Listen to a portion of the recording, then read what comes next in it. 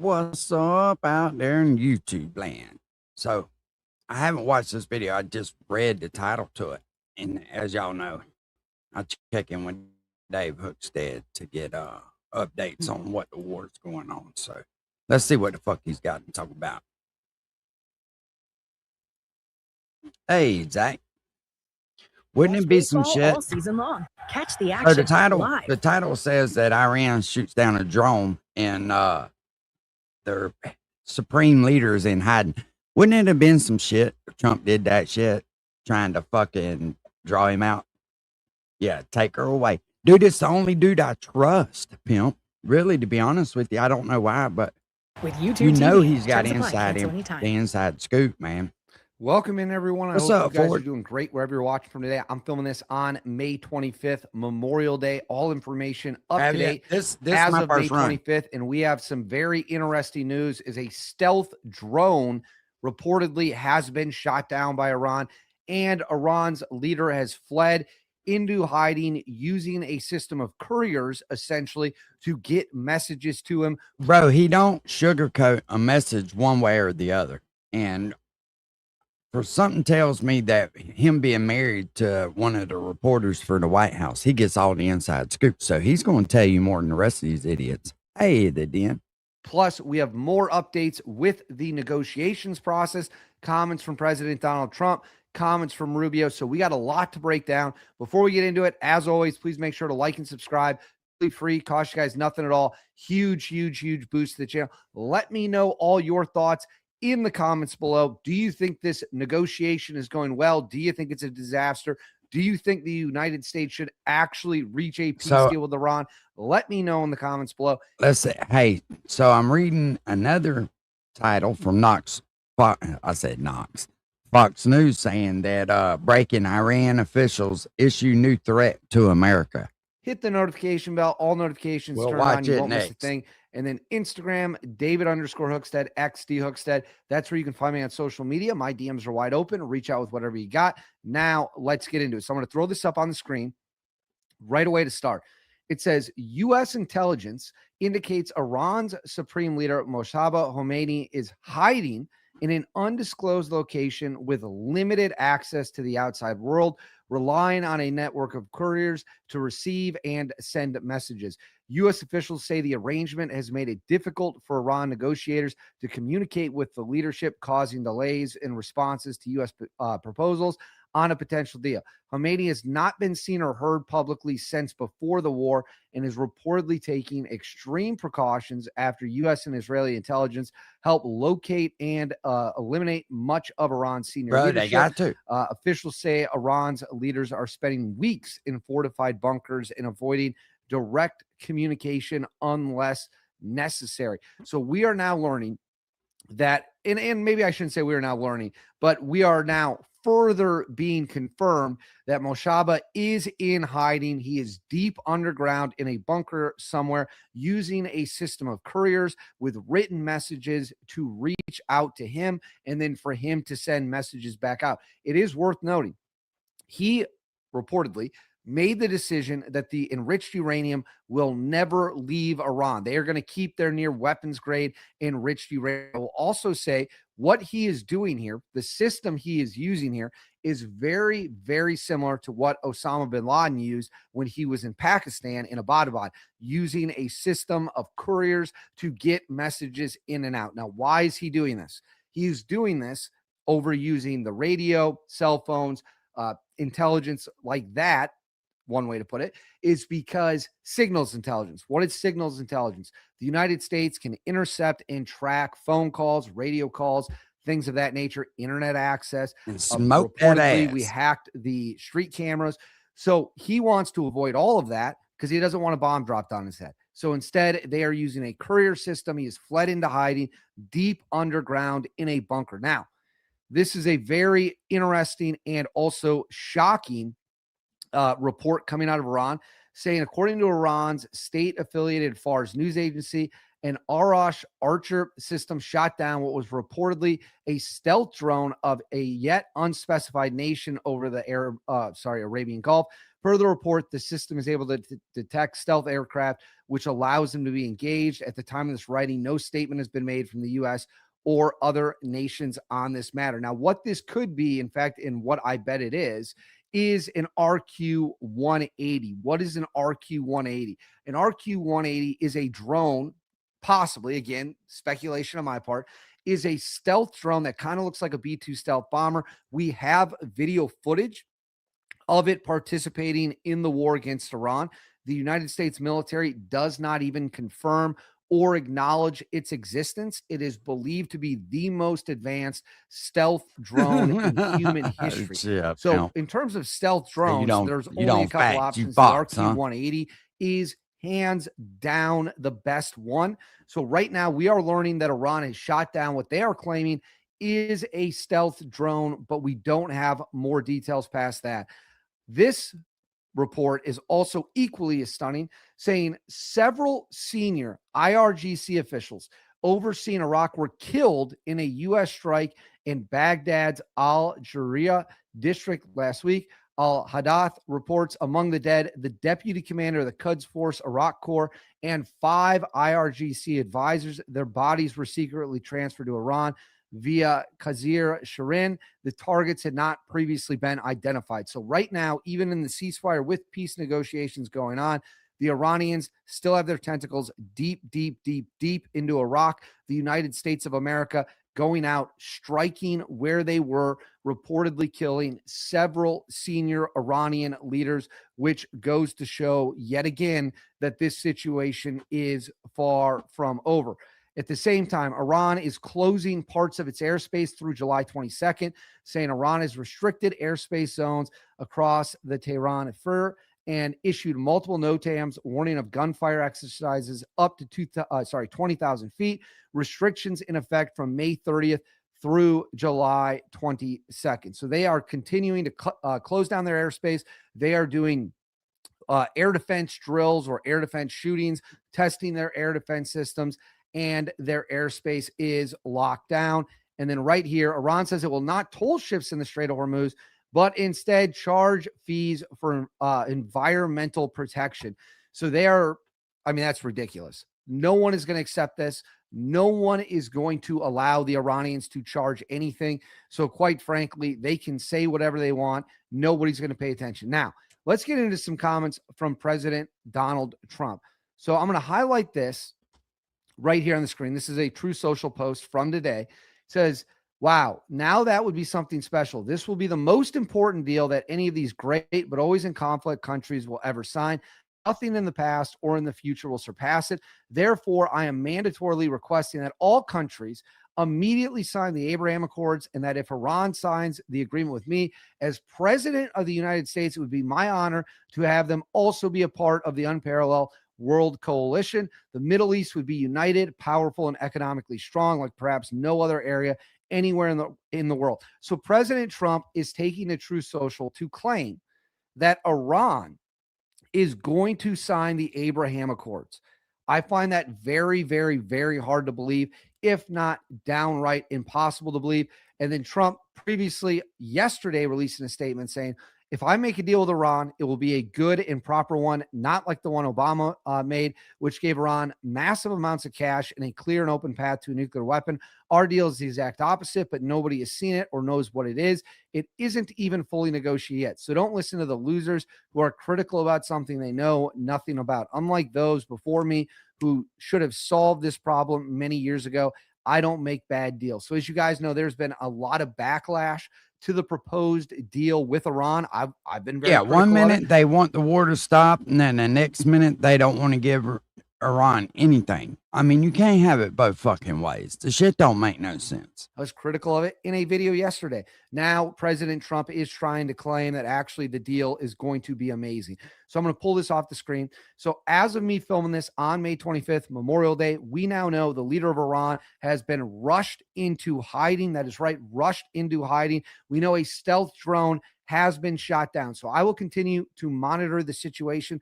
As always, guys, let me know what you think in the comments below. Please make sure to like and subscribe. Thank you guys very much for watching. Let's check in and see what Take a moment today to honor the fallen for Memorial Day. Sam. And I'll we'll holler at you, Dave. Thank you, sir. President Trump working overtime this holiday weekend to hammer out a deal on saying there can be no mistakes. That's right. The president posting this morning saying in part, quote, the deal with Iran will either be a great and meaningful one or there will be no deal. Chief Foreign Correspondent Trey Yingst is live in Tel Aviv with the very latest. Hi, Trey.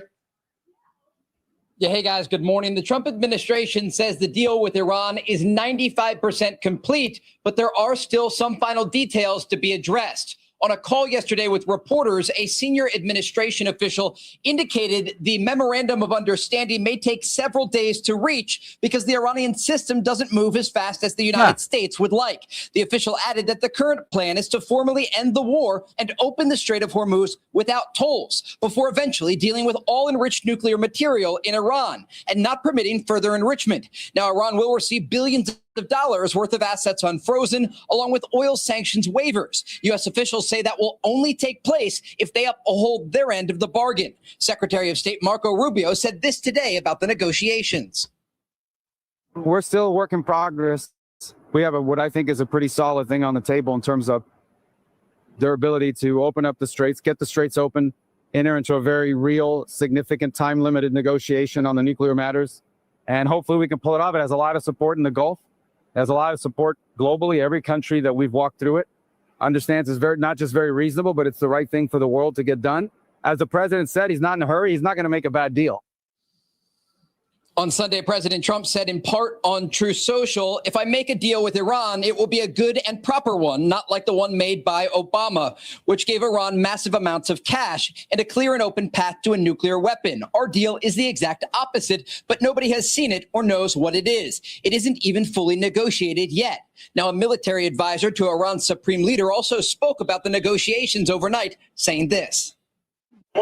About negotiation, the Islamic Republic has put the least costly path before you. The Islamic Republic is telling you that if you can the war, we will make the American people miserable and the American economy miserable. Iran is here for a fair negotiation with you. That motherfucker's hands is shaking like a fucking dog trying to shit a peach seed. Look at that shit. Let me back it up. Iran is here for a fair. We will make the American people miserable and the American economy miserable. Iran is here for a fair negotiation with you. The bottom line here, the Iranians will have to make serious concessions as it relates to their nuclear program in the Strait of Hormuz, or they are not going to receive any sanctions relief whatsoever. The president reiterating today he's either going to have a good deal or no deal at all. Guys? Yeah, so Trey, had the opportunity to speak with the president this morning, and I know you've been doing some reporting behind the scenes as well on this. The president wanted to make clear that he didn't want to delay the nuclear program. He wanted to totally dismantle it. So he said that any indication that this is anything like Obama's deal, he said that's not true because they're going to get the dust if he's going to sign on the dotted line. What are you learning? Yeah, absolutely. Administration officials are using this line, no dust, no dollars. And it's an indication President Trump is going to get that highly enriched uranium out of Iran, or the Iranians aren't going to receive any sort of sanctions relief. It's a very clear equation here, Laura. Right? They'd be wise to sign a deal. Them people really are suffering over there. I've watched several videos, and you would be surprised the amount of cash it takes just to buy a fucking loaf of bread. It's ridiculous. And when we look at the situation for the Iranians, they have to not only commit to not getting a nuclear weapon, but they also have to let excavators go in eventually and dig up that highly enriched uranium that was buried in the aftermath of Operation Midnight Hammer last summer, and then export it from the country. But the final part here is the advanced centrifuges that are used to enrich uranium at higher and higher levels. The Iranians have to dismantle all of this and make that commitment that they will never have a nuclear bomb, or there isn't going to be an agreement. Trey, we've taken out many of Iranian leaders. How has that impacted the deal-making process and also the possible enforcement of a deal? Yeah, see, that's more of a... There's a reason that the Iranians have changed their tone at the negotiating table, and it's due to the military pressure that was exerted on the Iranian regime during Operation Epic Fury, where their military was decimated. Nearly the entirety of their Navy was taken out in U.S. and Israeli airstrikes. Yeah, dude. And then you had this Crazy. economic blockade of Iranian ports enforced by the U.S. Navy that put crippling economic pressure on the Iranian regime. And regional sources tell Fox News each and every day that this blockade is in place, it is weakening the Iranian regime and their ability to rebuild this military program. And so the president was looking at this from a multifaceted approach, and it put so much pressure on the Iranian leadership in Tehran that it forced them back to the negotiating table to make these concessions. And that's exactly what negotiators right now are working out, trying to determine what the timeline in all of this is going to look like and polishing up those final details toward a broader deal. Yeah, we'll see if we get commitments. And then, of course, the question of whether there will be follow-through trading. I'm going to tell you right now, these motherfuckers that are running shit back and forth to these ships are making a fucking fortune. Because you know somebody in a small boat is taking groceries out there. Live for us in Tel Aviv. Trey, thank you. Trey. Be I'll sure have to to look. like and subscribe for all the Fox News latest. Oh, we'll do that in just a second. Let me see what old Trump. If you're not using a Trump business said. travel platform like Navan, you're really missing out. Hi, I'm Ellie, and I'm the People Operations Specialist at Synthesia. Hey, Navan is a Cosmic business Crazy, how travel you doing? platform that makes managing employees' travel 100 times easier. A lot of our employees travel for their onboarding. Because we're scaling President Trump says a ceasefire deal with Iran is largely negotiated. The possible agreement comes after intense diplomatic talks involving U.S., Iranian, and regional leaders. Discussions are reportedly focused on a ceasefire and the reopening of the Strait of Hormuz. But Iranian officials are cautioning that no final deal has been reached yet, as questions remain about enforcement and sanctions. ABC's Ian Pannell is in Israel with more on this. Ian, great to see you. Is there a formal agreement in sight? Is it any Holy closer? shit. Well, I think actually Iranian and Trump administration $1 officials US are, dollar to some equals extent, singing from the same hymn sheet. 1.3 In that they're saying, million look, there has been agreement on a Iranian number of issues, reals, however you and say that it. things are That's proceeding crazy. well. So if you want to examine the mood music, if you like, then yes, things look better than they did. However, there are some significant sticking points, not least what happens to Iran's highly enriched uranium. Remember that one of the main justifications for military action in the first place was to prevent Iran from having a nuclear weapon. We saw Steve Witkoff, the special envoy, say about a week before hostilities began by the US and by Israel, that because Iran has this almost 1,000 pounds of highly enriched uranium at 60%, it could then be turned What's into up, weapons-grade uranium in fairly short order, that was the justification for the war. Well, Iran still has that material. One United States dollar is worth 1.3 million Iran Royale, or however the fuck you say their currency. That's Despite all crazy. the bombing, he still retains the ability to cascade centrifuges, in other words, make more uranium, and that is a sticking point. President Trump and his administration seem to be saying, well, Iran will hand over that that's highly enriched. The Iranian money ain't worth the paper it's fucking printed on. It costs more for the paper than what you can get for it. Uranium. Iran so far saying there's absolutely no agreement on the nuclear issue. And Ian, what do you think may have been achieved so far in order for the president to say that there might be a formal agreement in the near future? Yeah, I mean, Stephanie, I've just heard you reporting about the impact of this Happy war, the Memorial Day, high Bob. gas prices, people having to tailor their vacation ambitions, and that is going to be one of the severe questions. Remember, before this conflict started, the Strait of Hormuz was open. There were no tolls imposed. There were no dangers to the free flow of oil and other goods vessels through. Listen, on 2 million barrels of oil, you're talking about $1 a barrel or whatever. It's really not that big of a fucking deal. I mean, it is fucked up that they have to pay it, but it's still not that big of a deal. Your gas is not going to go up that much, even if that is what it is. Through the area, And hell, if they that can get has it, I had say let a 'em severe fucking get it. impact. One of the objectives, even though the administration never Hell, they voiced pay it to explicitly, pass was through the Panama Canal, don't they? And fuck, regime we don't even own the thing anymore. change. Otherwise, why assassinate the supreme leader, Ali Khamenei? That hasn't been achieved. President Trump says, yes, the regime has been changed. Well, no, it hasn't. All that's happened is that the faces of the regime have changed. The regime, in many ways, is more hardline. The other objective, as we just talked about, was removing the capacity of Iran to develop a nuclear weapon. Well, that hasn't happened either. It's lost perhaps its industrial capacity to link up centrifuges and produce highly enriched uranium, but it still retains some capacity. Reduce Iran's ballistic missile and other conventional weapon capability. Yes, it's been diminished, but not to the extent that President Trump and Secretary of War Hegseth have talked about. So I think there are going to be some very How do severe you know that, dude? You in there fucking talking to him or what?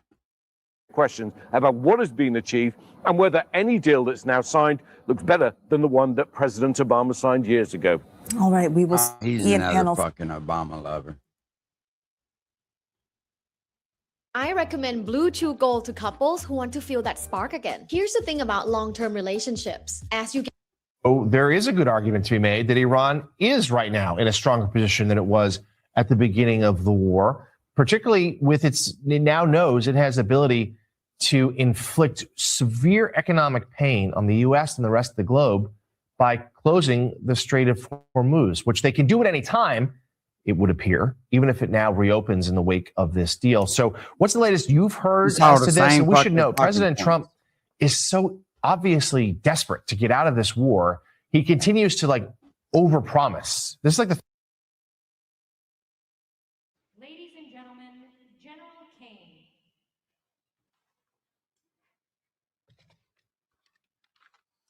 Well, good afternoon, Mr. President, Mr. Vice President, Secretary Hegseth, members of the President's Cabinet. It's hard for me to listen to somebody who just studies a veterans, my fucking fellow Joint Chiefs, my fellow Americans, boo-hooer. and most importantly, our Gold Star families. Welcome to Arlington National Cemetery, and thank you for being here on this special day. Memorial Day is a day of remembrance, a day of mourning, and a day of celebrating the great American spirit, and most of all, gratitude. Gratitude for the men and women who stepped forward without hesitation. Trump look like he's a fucking sleep over there. Wake up, you old fucker. Simply send me.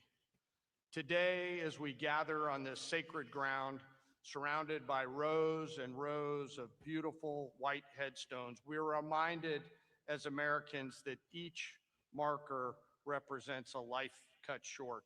Amen. An individual story of American courage, tenacity. That's the thing that's the thing I think people miss the most, man. Its 250th Is that point. anniversary. And 2.5 centuries have passed since a group of patriots declared themselves an independent nation. But words alone were not enough to deliver on this declaration. Gaining independence as a nation required action, and a young group of soldiers, sailors, and Marines went out into the battlefields to fight and secure our independence and set the course for our great nation. A good stiff one, pimp. Many of them lie here on this hallowed ground. For 250 years, the men and women of America's armed forces have always been willing to sacrifice for something greater than themselves.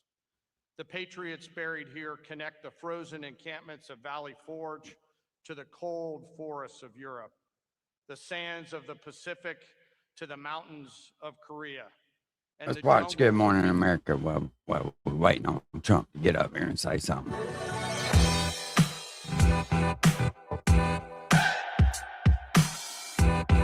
Now to the latest on the potential peace deal with Iran. There are signs the U.S. and Iran are making progress, but President Trump says he's telling his team not to rush into an agreement.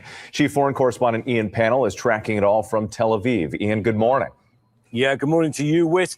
Mixed signals, as you say, over the weekend from President Trump about Did anybody else have fucking a bad round of storms last night? the prospects of a deal I'm seeing a to thing end over the here war with saying a highly unusual storm is coming. We're gonna around watch that, and 'cause reopen I'm the gonna Strait tell of you right now, Hormuz. it got We've seen wicked around economic here last turmoil, night. high gas And prices, the night as you've before. just been hearing, and instability in the Middle East. President Trump now saying he's in no rush to reach a deal with Iran. Over the weekend, he first said a solution was largely negotiated. But on social media, Trump now saying, I've informed my representatives not to rush into a deal. Both sides must take their get it right. And again, taking to social media this morning, saying the deal that he's proposing is much better than the one signed by President Obama. And this morning, a spokesman for Iran's foreign ministry echoing that, saying many of the issues have been dealt with, but that doesn't mean a signed agreement is imminent. He also criticized U.S. negotiators, saying Iran is witnessing frequent changes in positions. A senior administration official telling ABC News there'll be a limited interim agreement. Now, that's going to include reopening the Strait of Hormuz and an end to the U.S. blockade. The officials saying there'll also be a commitment from the Iranians to negotiate the removal of their stockpile of highly enriched uranium. But nothing has been signed, and there's no agreement on how on earth this is going to be done. And Iranian state media says the draft agreement does not include any nuclear commitments. Meanwhile, some Republicans in Congress are pushing back, arguing if any deal allows Iran to keep nuclear material, then they won't support it. Mary? Still a lot to be worked out here, Ian. Thank you. Yeah, motherfuckers is always trying to fuck some shit up, ain't they? Let's see what A very rare weather pattern is developing, and it will lead to more severe weather this week. But unlike the nonstop active setups we usually see this time of the year, the atmosphere is about to do something much more unusual. A large-scale pattern change is set to bring colder temperatures with a higher risk of widespread thunderstorms across much of the United States, while still leaving the door open for scattered severe weather outbreaks to develop with little warning. This is the kind of setup that is extremely tricky to forecast, because even a small shift in the jet stream could suddenly bring tornadoes, damaging winds, and large hail back into the picture. We have quite the complicated forecast for the next 7 days, so let's get right into the forecast. And I do want to begin today's forecast by saying happy Memorial Day. I hope you have a phenomenal day out there here across the country. Unfortunately, though, there will be some problems, especially across areas like the Southeast and even the Great Plains, as we are expecting numerous to widespread thunderstorm activity today, including a risk of severe weather. The Storm Prediction Center has outlined 3 different areas where we are monitoring a low-end threat of isolated large hail and damaging winds, one in Minnesota, the other in the Central Plains, and another one near the New Mexico and Texas border. I wouldn't even rule out an isolated severe storm or two in the southeast today. We ended up having a couple of tornado warnings yesterday over in Georgia. Main concern, once again, though, being damaging winds, hail, and a very low but not zero tornado threat. Tomorrow, the risk of severe weather will actually be increasing in Texas. We do have a level 2 out of 5 slight risk of severe weather and a marginal threat across Montana and Idaho, where the main concern will be damaging wind gusts and large to very large hail is a possibility just south of Lubbock, where there could be some baseballs with a couple of the supercells tomorrow. And there is a low-end tornado threat that is currently in place. So if you live near Midland or Odessa, it is definitely a good idea to have a tornado action plan ready to go for your tossing trampolines on Tacos Tuesday. He said you're tossing trampolines on Taco Tuesday. I've noticed this dude's more right than wrong, so.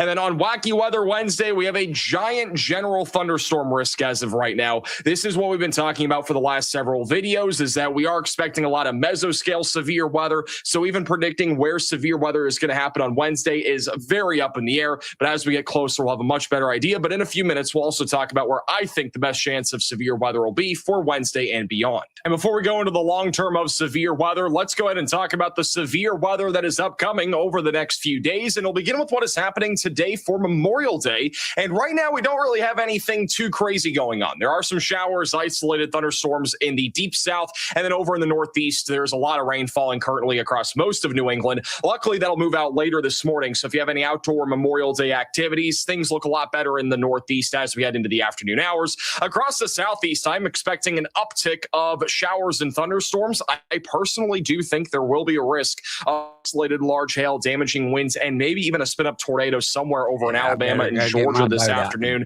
It is going to be a fairly low end threat once again, but it is definitely something that I would be monitoring closely if you live in the southeast this afternoon. There will be plenty of lightning out there as well. So if you are outdoors, definitely have a way to receive lightning detection alerts. Don't forget, lightning can strike from over 10 miles away. Once we approach 4 o'clock or so, there will be some showers and even some gusty winds impacting areas in the Pacific Northwest. But I do want to lock a little bit further in down here to the southern plains and the southeast, because storms are going to become a lot more robust by about 4 to 5 o'clock, and they'll become a lot more scattered to numerous. So right around this time period, we're going to have kind of a similar day, I think, to what we had yesterday near Dallas-Fort Worth, where there were a couple of severe storms, and we are once again going to see the risk of isolated severe storms near the DFW area and localized flooding with any storms that remain stationary. While that's happening, storms will increase in coverage in Alabama and Georgia, so it'll be a pretty stormy Monday afternoon. If you're traveling back for Memorial Day plans as well, this is not looking great if you live over there in the southeast, mainly in Georgia, Alabama, and South Carolina. Storms will, for the most part, wind down by about 7 to 8 over here in Texas and Oklahoma.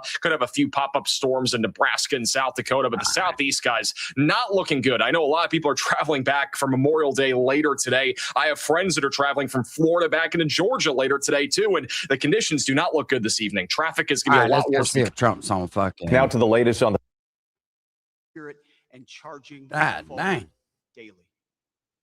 May Almighty God bless our warriors, and may Almighty God bless our fallen and those they love. Always remember, and amen. Thank you.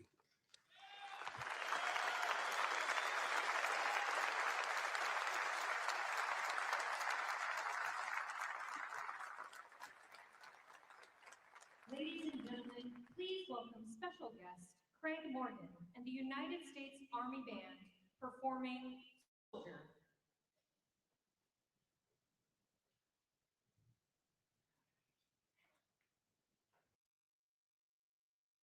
Ask your doctor if Entyvio, including the Entyvio pen, is right for you. Hey, happy Memorial Day, Drew. Now to some mixed signals over progress toward a possible deal with Iran. Over the weekend, President Trump said an agreement was mostly done, but on Sunday, he urged U.S. negotiators not to rush. It seems several key issues, including Iran's nuclear program, remain unresolved. Nicole Killian is at the White House. Nicole, good morning. What more do we know? Hey, good morning to you, Adriana. President Trump said this weekend that an agreement with Iran had been largely negotiated. But this morning, he says a deal will either be, quote, a great and meaningful one, or there will be no deal. While Iran's foreign ministry now says no deal is imminent. New overnight, Iran is insisting a deal is not close. An Iranian foreign ministry spokesperson said negotiations are focused only on an end to the war, and they're not currently discussing nuclear issues. Well, a they'll go U.S. back to official bombing had him. said Iran would agree in principle to dispose of its enriched uranium and could receive sanctions relief in return. We're going to give diplomacy every chance to succeed before we explore the alternatives. On Sunday, a senior Trump administration official had said a potential deal between the U.S. and Iran would be a two-step process. First, Iran would reopen the Strait of Hormuz. In exchange, the U.S. would lift its blockade She on might have left, Iranian bro. ports. The move's aimed at easing oil and gas prices. Bottom line is, once the straits are open, then the tankers are going to go back. But senators from both parties said an end to Iran's nuclear program is key to any deal. Now we're talking about a posture where we may accept the nuclear material remaining in Iran. How does that make sense at all? When you're digging a hole, you should stop digging. That's what this agreement sounds like. Some lawmakers and Trump allies remain critical, including his former Secretary of State, Mike Pompeo, who said it was not remotely America first. On Truth Social, the president hit back. It isn't even fully negotiated yet, so don't listen to the losers. The idea that somehow this president, given everything he's already proven he's willing to do, is going to somehow agree to a deal that ultimately winds up putting Iran in a stronger position when it comes to nuclear ambitions is absurd. That's just not going to happen. Well, the president has said he doesn't want to rush a deal. He told CBS News that negotiators were getting closer, adding, "I will only sign a deal where we get everything we want." This morning, Secretary Rubio made it clear that if talks with Iran fail, other options to end the war could be explored. Ouija? Nicole, thank you.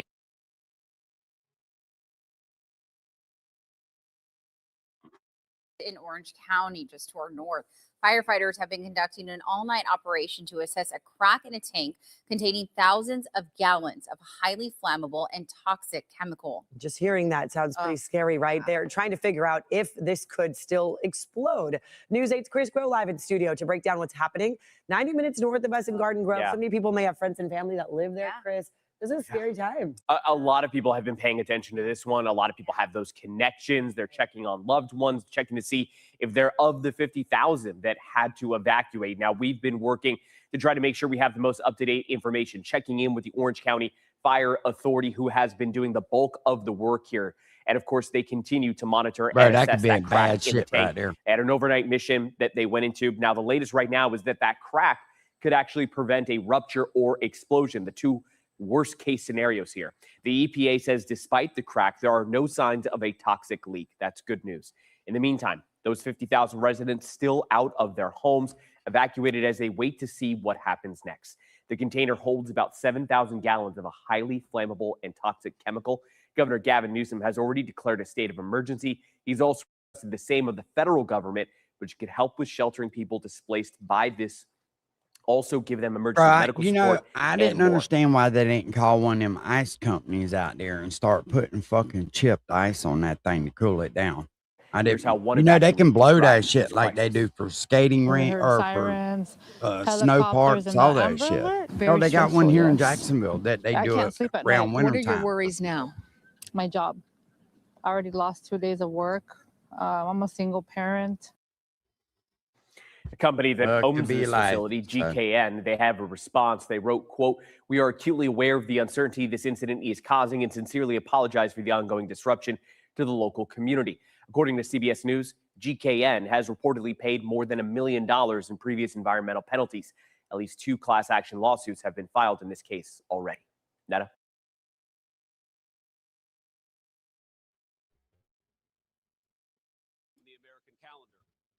People will come up to our veterans and say things like Happy Memorial Day, or may you have a blessed Memorial Day.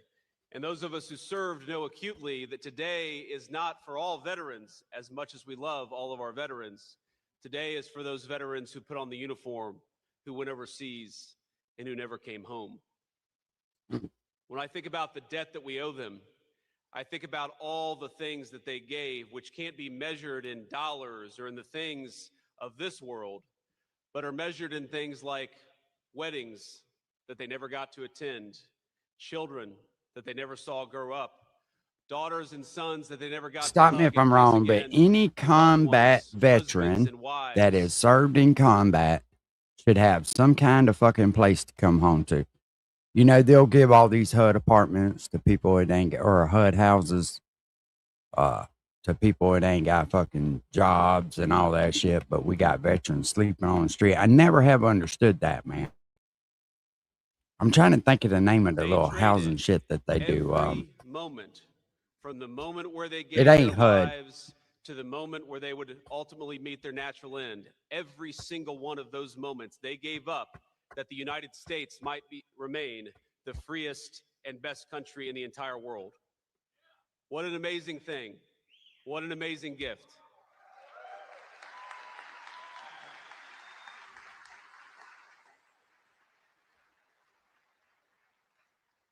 On this Memorial Day, I just ask 2 things of all of our fellow Americans. The first is that we be the very best version of ourselves in honor of those who gave everything that this nation might be worthy.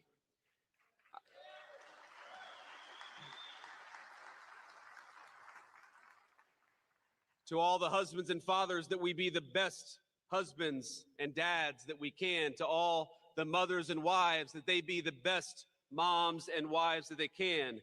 To the sons and daughters, that they be the very best version of themselves. Habitat for Humanity. We always remember that every moment that we're able to enjoy with our loved ones, everything that gives our life and our nation meaning and purpose, was given to us often by total strangers who laid down their lives that this might be the best nation in the history of the world.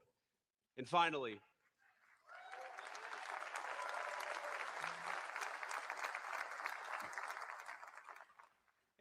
to our Gold Star families, I hope you know that I will never forget. I'll never forget your loved ones, that the good life that I have and that my family have is fundamentally because you paid a debt that I can never repay. I'll never forget their smiling faces. I'll never forget their skill and bravery in battle. I'll never forget that all the moments that I'm able to have with my family, they're not able to have with theirs. And most of all, I know from every American across every political persuasion that we love you, we're grateful to you, we're proud of you, and we commit to make the United States of America the very best version of itself. And that is how we honor those who gave their lives to this country. And without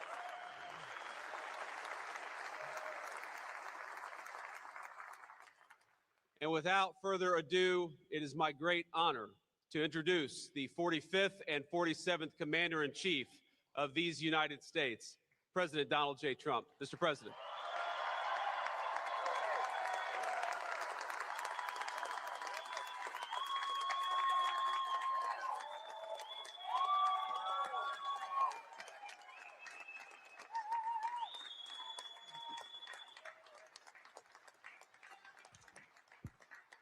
Well, thank you very much, everybody. What a beautiful day, as it turns out. It's just perfect. We'd rather have this than the heat. It's just beautiful. It's always beautiful being here. My 5th time.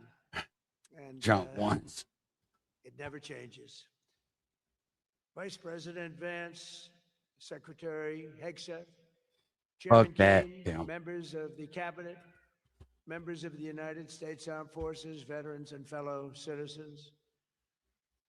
Today, here at Arlington, a very special place that how burial grounds, battlefields across the country and around the world, we unite in solemn observance. With reverent hearts, we honor those who fell so that our republic might stand, those who died so that our nation could live, those who gave up their sacred light on earth so that the sublime light of American freedom would shine forever and ever. This Memorial Day, we salute them, we exalt them, and we thank them for all that we have and for all that they gave. They gave everything. God bless our fallen heroes. We're joined today by some of those they left behind, our incredible Gold Star families, incredible people. To every person here and across America who holds tight to the memory of a warrior taken from them, we will never, ever forget the ones you loved. Whoa. What's that? I just put Why would they put a fucking ad on here? Guys, Nina just built an app. Impossible. Nina can't code. Interesting. Can it generate reports?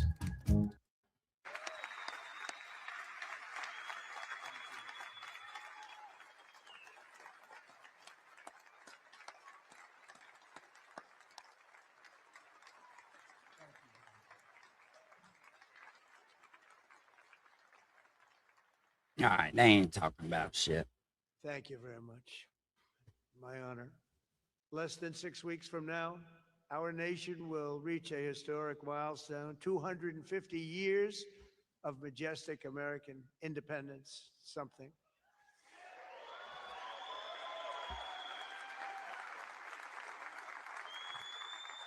But it's only right that first we remember the immense sacrifice that has been brought to us and this momentous anniversary year. That's what it is. It's a momentous year. Before we hail the founding, we honor the fallen. Before we celebrate the triumph, we pay the tribute. Before we crown the victory, we count the cost. Today, we are reminded that there could be no 4th of July without America's armed forces, and there could be Shit, no we fuck around, we might have a good 4th of July this year, huh? More bombs bursting in air than you could ever fucking hope for. We owe our liberty, our self-government, the glories of our history, and our very nation itself to the generations who paid for it with everything they had, the ultimate sacrifice. The first Americans to give their lives in battle fell on April 1775, when 8 patriots were cut down by redcoats. Those guns, they were shot on Lexington Green. They had answered the call to muster against a force 5 times their strength. They said at the time, the greatest in the world, in defense of their cherished rights and their cherished liberty. As the British approached the Massachusetts, militiamen summoned destiny itself, saying, if they mean to have a war, let it begin right here. All right, enough of Trump. Oh, there is a good argument to be made that Iran is right now in a... Nobody wants to hear that shit either.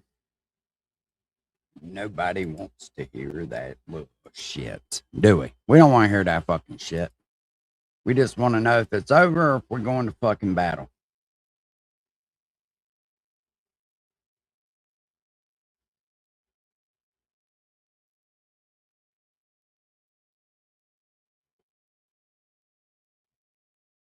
Let's see what this idiot's saying.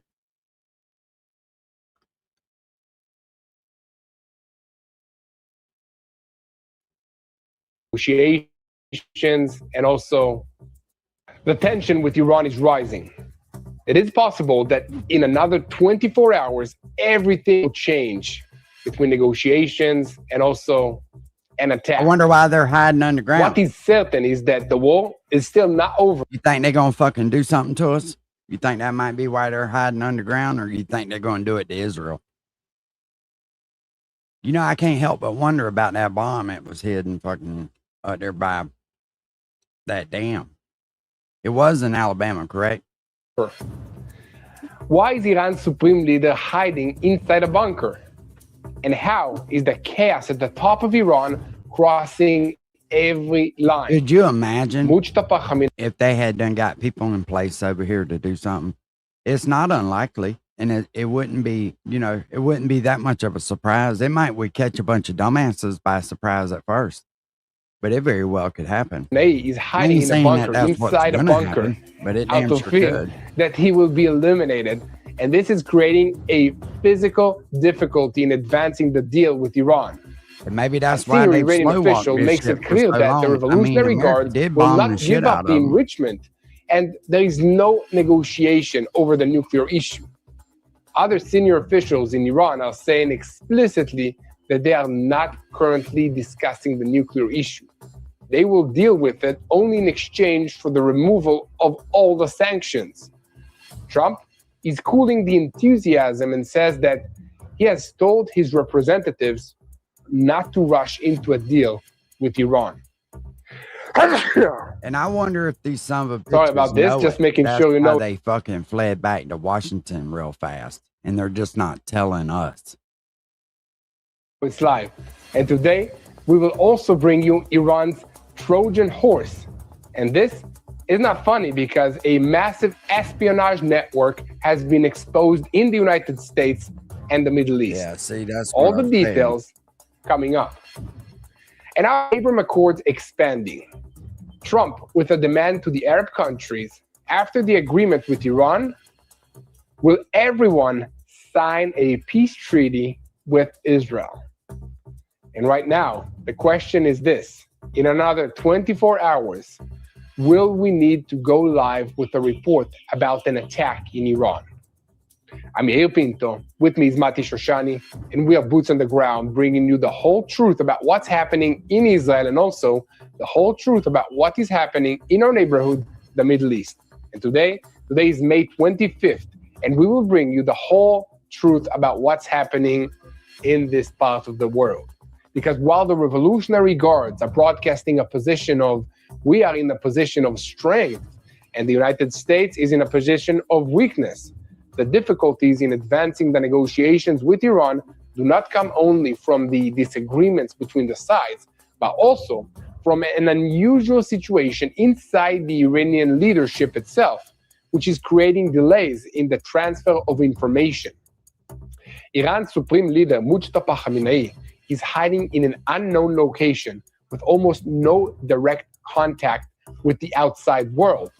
And access to him is carried out only through a complex network of messengers, which makes it very difficult to move messages forward, and sometimes those messages come outdated by the time that they reach their destination.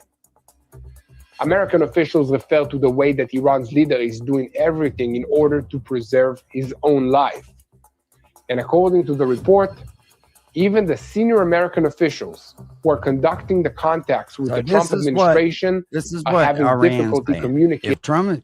If Trump accepts these terms, Operation Epic Fury has been an objective failure.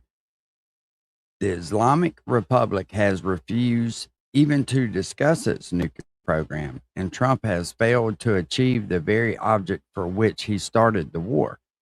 Obama did much better without war. It doesn't sound like they're trying to make a fucking deal. With one another inside the Iranian system itself. This is one of the main reasons why progress on the details of the emerging agreement is very slow. The President of the United States claimed that the emerging agreement with Iran will be the complete opposite of the Obama administration's agreement, and emphasized Iran needs to understand that it will not have a nuclear weapon. Look, the picture that can be seen from the information here in Israel is much more complex than the headlines in the press and in the news. So let's understand together today all the information about the general agreement that is getting closer, because right now they're talking about a memorandum of understanding for negotiations.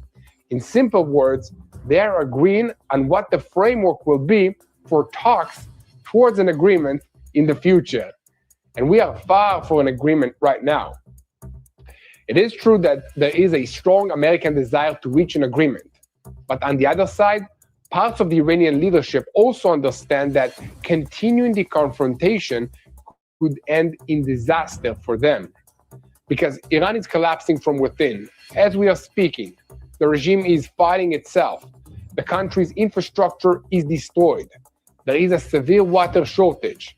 Inflation continues to rise, and the citizens, they're under harsh military operation, repression.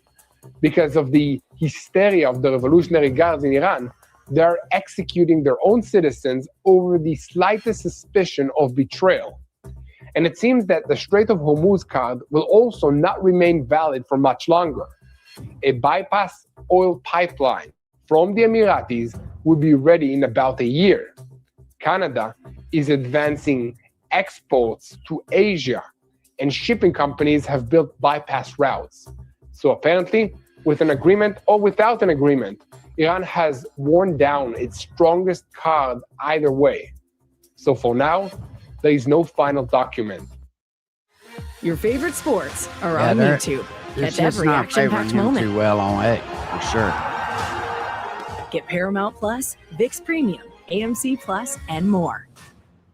Is he just Find trying your to manipulate the stock And it is market not for the clear fucking whether holiday? the person in Iran who is supposed to sign it even intends to do so. But in Israel here, which is not inside the negotiation rooms, we are still prepared for a broad military move. And in addition to all of this, after it became clear that Trump and Netanyahu are indeed coordinated, it seems that President Trump told a group of Arab and Muslim leaders during a conference call on Saturday that if an agreement is reached to end the war with Iran, he wants their countries to join the Abraham Accords and sign peace agreements with Israel. Something like that would completely change the Middle East from one end to the other. All the details coming up. And inside Iran, we hear the frustration and the desperate cry of the citizens from the heart of Tehran. A dramatic testimony. So they're saying that if Iran is left with nuclear weapons and all those rockets, that the Middle East will be scared shitless.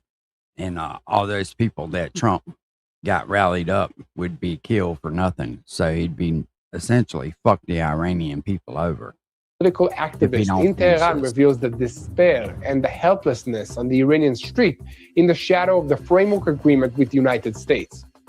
While the United States is focused on stopping the nuclear program, the citizens are afraid of another massacre and are accusing the West of for getting Yeah. them. That's what I just read. And too. behind the scenes, everyone is trying to take part and become meaningful towards the United States. It seems that preparations are already underway for another broader Something agreement. don't seem right. Sources familiar with the matter told the Kan Israeli news agency that Trump wants Qatar to also be part of the guarantees for the renewal of nuclear agreement with Iran. Against the background of progress towards ending this war, oil prices are falling significantly. It is true that the Strait of Hormuz is still closed, but the market is signaling that it is optimistic, and oil prices are falling down by about 5%. The bad news is that fully renewing oil exports and opening the shipping routes Marty's will probably fucking take stupid. several months from the There moment wasn't no reason for him to even get up on that fucking panel. We watched it, Drew. It was that it was something weird. is If agreed y'all want upon. to watch it again, I'll If turn it it is in, 'cause agreed I know upon. most of y'all wasn't here. Because today,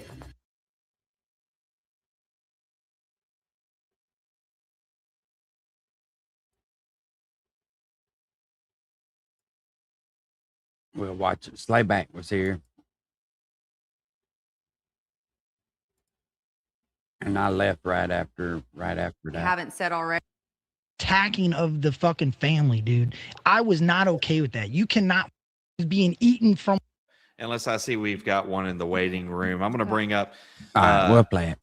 Yeah, let's go ahead. Put it onto the 3 screen. We're bringing up one more Triple T. It's probably more What up, entertaining Kurt? than I don't know that what other everybody shit. feels about this. So, and here's the thing. I don't want to, because I look, let me say this.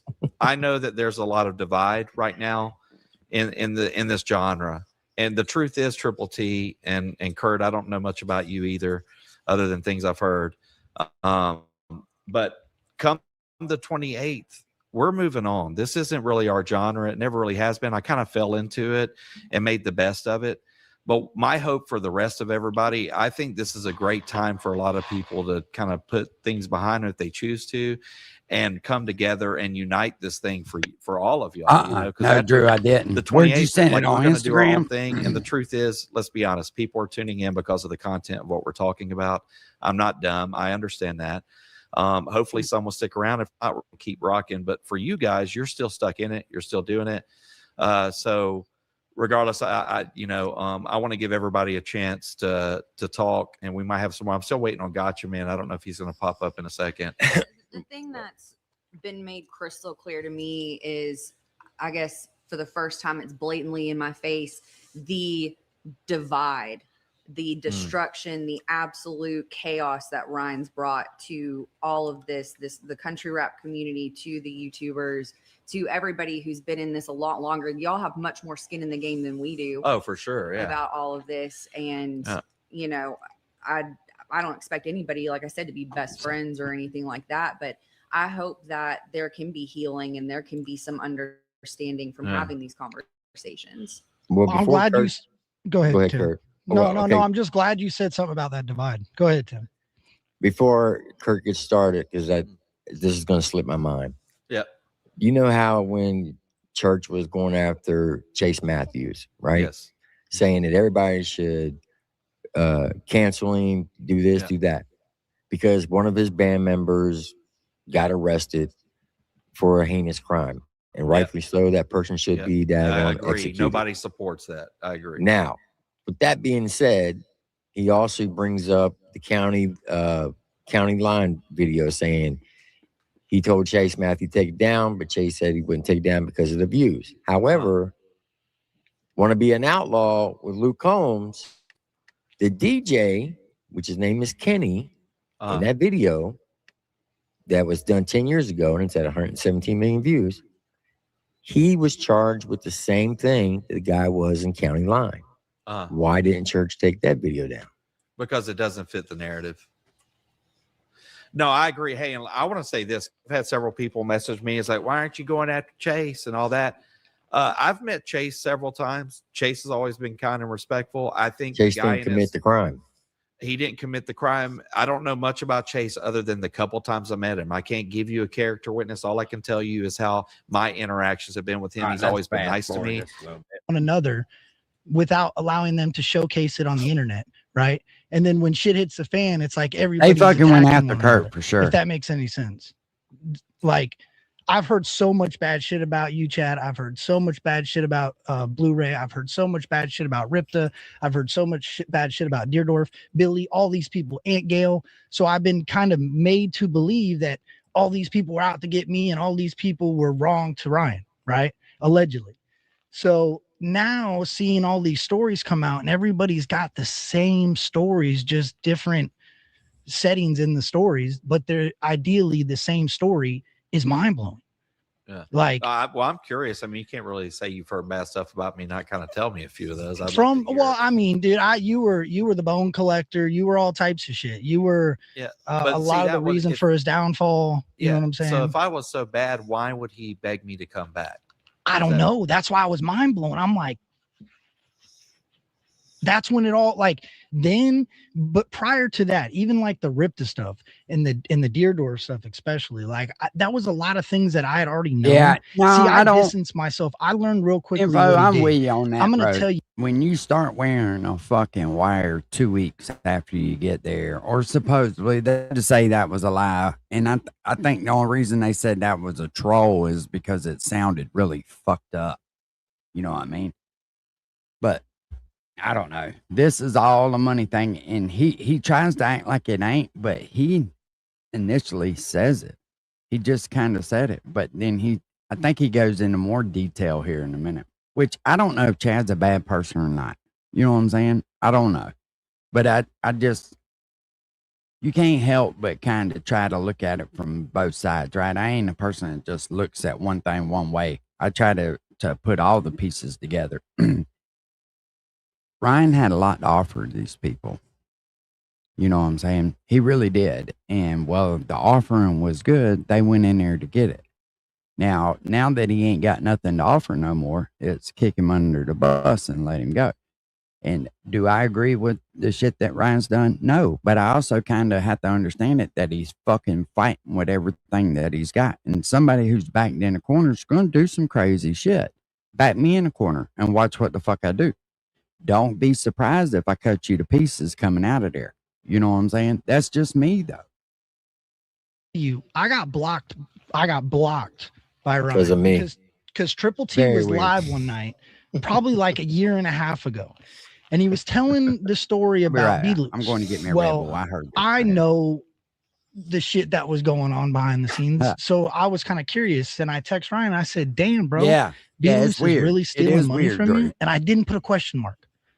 Bro, he's freaked out. He was like, "What do you mean? Who's your source?" I'm like, whoa. I'm like, I'm asking you, but I heard on a live stream that Tim has a source, and that source says that he bought a house from you in Panama. And he's like, you weren't asking me, you were telling me. I'm like, no, bro, I'm fucking asking you, dog. I just didn't put a question mark. That's it. Well, can I say something real quick? And not to interrupt, I don't want to interrupt your train of thought, but what I will tell you, and this is allegedly in my opinion, when I came back, he really did convince me B was a major part of everything. I feel totally different now than I did back then about Brandon. And I've spoke with him. And we've both we haven't spoke as many times as I'd like to, but I feel differently about that. I feel like, I doubt he'd probably ever be the one to even tell his side of things. But I do feel differently about that now. I can't sit back and expect people to give me forgiveness and compassion if I'm not willing to do it myself. No, he's definitely trying to make money. So I think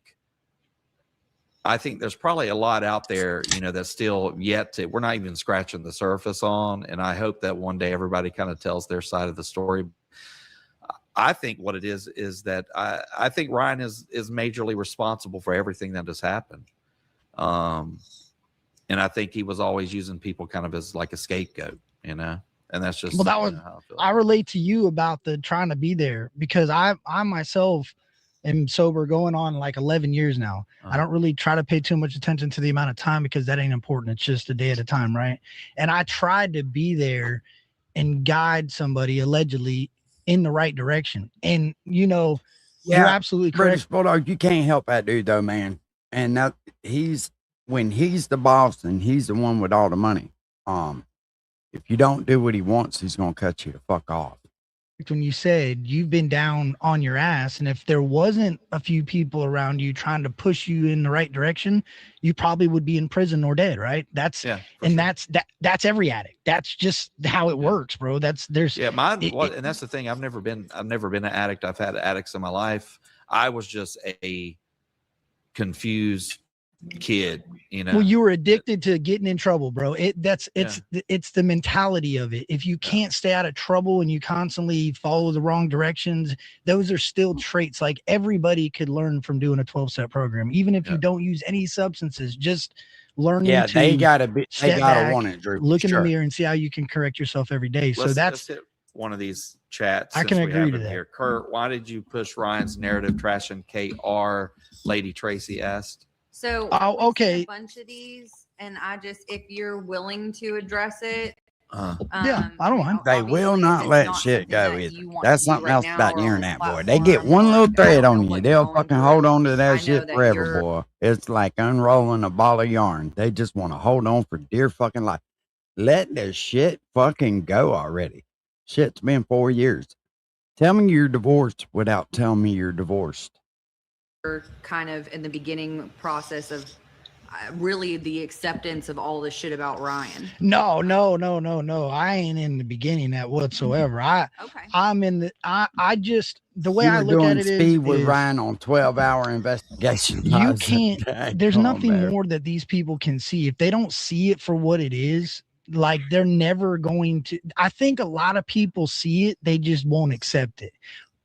They won't say, damn, this dude ain't exactly who I thought he was. And that's okay, bro. Like people change and people put on a good act of who they are.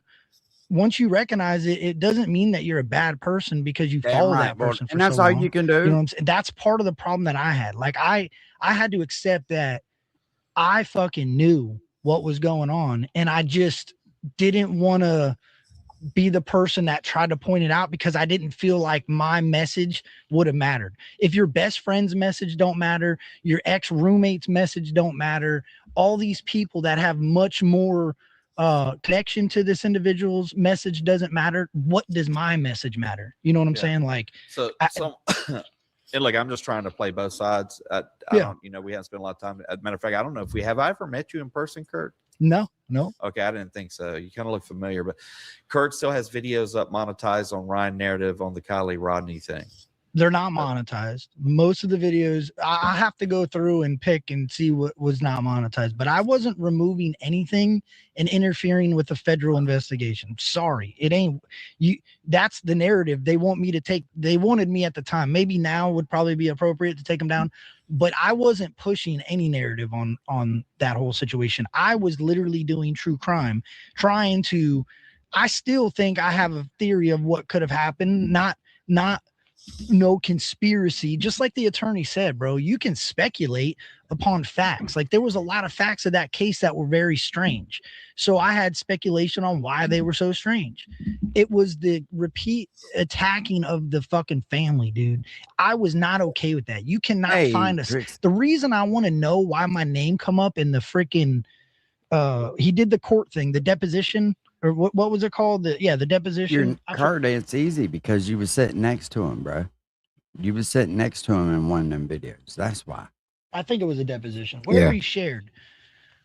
My name comes up in that fucking thing. Well, as far as I'm concerned, that was Ryan's deposition. So that was his organized conversation about what his defense was. Well, probably 6 months to a year prior to that, I was constantly asked on the back end to go live and talk about this Kylie Rodney girl. I'm like, dude, bro, I'm not fucking stupid.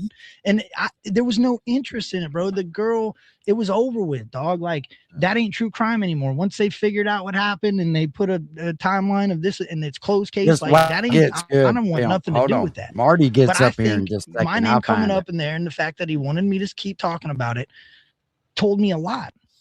I just wish that attorney would have. That show, everything was quiet until they announced the Nashville project. Mm-hmm. During that 6-week period, he sends a video clip to Adam saying, "Hey, once this is all said and done, we're going to be the Mount Rushmore of country rap. Adam 100% took the beat as legit. He's Ryan thought it was a game. Yeah. He couldn't let It his didn't shit go. become real for Ryan until the Nashville project kicked off. And that's when he went straight in on IG. And I remember distinctly The because fucking his Unabomber. IG stories were around 18 to 27 IG stories a day. But when the Nashville project got announced, it went from 18 to 27 to 42 to 87 a day. Mr. High Morals here. He gonna bomb a fucking school. It was man. all He's a he's game, got bro. the high Another guy morals. joining us in the chat. Marty, I'm going to bring you up in a second. I can only do a few at a time. What's up, patient? Let's go, Triple T. This is very important to me. I see Zanime is in the chat. Zanime, I want to make it very clear that I was a part in the first 4 months of the campaign, and I am truly, truly sorry from the bottom of my heart. I did it publicly, but I never had the chance to actually say it to you. So knowing that you're hearing my voice, that means something to me. Have you apologized, Kurt, to Zanime Looking over the top of his for your fucking part eyebrows. and what you did and Hey, dragged her? Patriot, hey, both of us don't get along, and I'm not going to do this on Chaz's panel. I can address Anime. I didn't even know she was in the chat. See, unlike you, I ain't paying attention to the chat. I'm having a conversation on panel. Odd as So fuck. say what you got to say, but I'm not going to address you here. What about Out accusing of me? respect for Chad. Oh yeah, no. And I spoke to Chad to some degree, and just for my own peace of mind, it won't be long. What happened to calling me a liar about you ever talking to me on IG Oh my God. Kurt, you was and demanding I go live because I went on somebody else's panel to apologize for the behavior of the squad? Bro, you you're were bringing up representing? something 4 years ago. You're bringing Where's up the something accountability? Where's the you're real bringing- apology? You're just doing, dude, you're doing the bad faith actor shit. You're apologizing to a crowd. You don't do it individually, son. And you call me fucking weird. You're the Yeah, you fucking are weird. weirdo. We This see is you. what's Yeah, weird about you. we see you. You be hold accountability, strangest fucking thing. Fuck you, Kurt. Fuck you, Kurt. Well, yeah. Fuck you, Kurt. Look, I'm, Hey, trying to now, give I'm trying to give everybody get a it. voice, good or I get bad. it. You know, I'm sure there are people that are trying to Yeah. jump up that, you know, and it sounds like he's got some passion with what he's talking about. So maybe you guys should have a sidebar. Maybe Tim, Needs a have I not fucking hug, reached out to Chad. you Why about don't you go give Xanamay? him one? Yes, you have. Okay, that's all. I don't have to. I've kind of had the conversation with Chelsea about it. Progressive, I just don't like you, bro, and I'm not going to address you on somebody else's panel. But I appreciate you letting people at least come up here, chat, and air their grievances. But I can't. Very I'm not going sassy. to argue with the dude about something that happened 4 years ago. And you know what I mean? And this is just my point of view. Look, Kurt, I don't know you. Yeah. I'm not Yeah. going to base a judgment on you. A progressive Oh, patriot. fucking Unabomber Jr. over there. Him and By Chelsea all have means, had bro. conversations. He's, you know, I appreciate anybody who has kind of stood behind us. That means a lot to me. I understand a lot of people have animosity and that kind of thing. My hope is that you guys kind of figure it out. Maybe it's gone too far. I don't know. Yeah, there's been It's a the internet, lot dude. of- It's the internet. and there's been a lot of hurt. I mean, Bro, the internet. he also content talked about translates to- fucking being part of a terror cell and gonna blow shit up. Who the fuck is that weird motherfucker? real feelings, and obviously Progressive was really passionate about it. I'm not 100% what, you know, I know you guys have some stuff going on, and you know, if you want to address that in, you know, a different time, that's up to you guys. But I know it, obviously Drew. It's fucking conversations weird, need to be man. had. Yeah. Or I mean, they don't need to be had. I feel like conversations should be had. But watch this at next the end one, of the pal. day, you can It's choose even to worse. not speak to him, interact with him, and Progressive as well to you. Oh. So, We'll just go ahead and fast forward. I it want to right say to- something because I don't agree with this. And I don't know if you got anything else to add, Kurt. Like I'd probably, you know, trying to pull some of these other people up. Is there? Yeah, anything you wanna add? for sure. I appreciate. Nah, man. I just think a lot of these stories that have been said by people that have been close to him are crazily similar, and yeah, I hope that people see it for what it is. Okay, look, people are getting the thing. I want to say one thing real quick. Oh, he's I all heard it. happy. Look, oh, And other Tim, fags I up saw there this now. from a distance, and I didn't.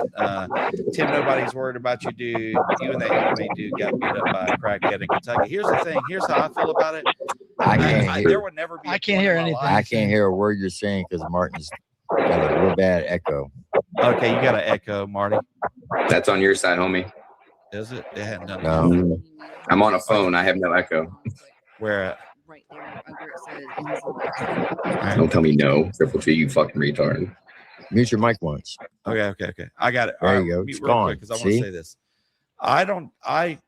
There would never be a point in my life, Tim. I've never met Not you. on my but side. I How the assume, fuck do you know it? The fact of my respect for your you got a service and that fucking kind of thing, fan I would have running never in the put my background. hands on Tim. I think that was kind of a low blow. I don't know all the details, but What are we talking about? Well, someone's talking about, I guess, for referring to the gobble thing and what happened. Oh yeah, I ain't worried That about kind of angered me when I saw someone that was half your age do that. I thought that was kind of fucked up, and I don't even. That's just me personally. It's all good. I went there to have he's and ha-has. He took it serious, took it to the next level. I never struck him back, and it is what it is. Yeah, but I'm saying that was not. I don't support that, Tim, and I respect you for anyone that's been in the military for an extended period of time. And I'm gonna say it looks like you were a drill sergeant. I had some drama said just Martin dude's the weird. So I have nothing but respect for you. I don't agree with that. I'm not gonna even make that a thing on this thing. So let's see what. So Grim Reaper said dumb shit on YouTube is way worse when it has to do with an actual dead little girl. I 100% agree with you. And I think I agree as well. That just Ryan got hit with is an absolute testament about how stuff can get out of hand. So we're gonna. I don't know how this is amazing. Shout out to Mark for shitty audio.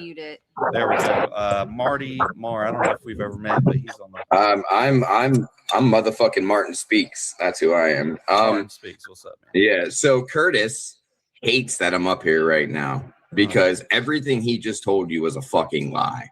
Everything. Curtis was part of that giant push to make everybody and their families hate each other because of defense of Ryan Upchurch. He would dox your house.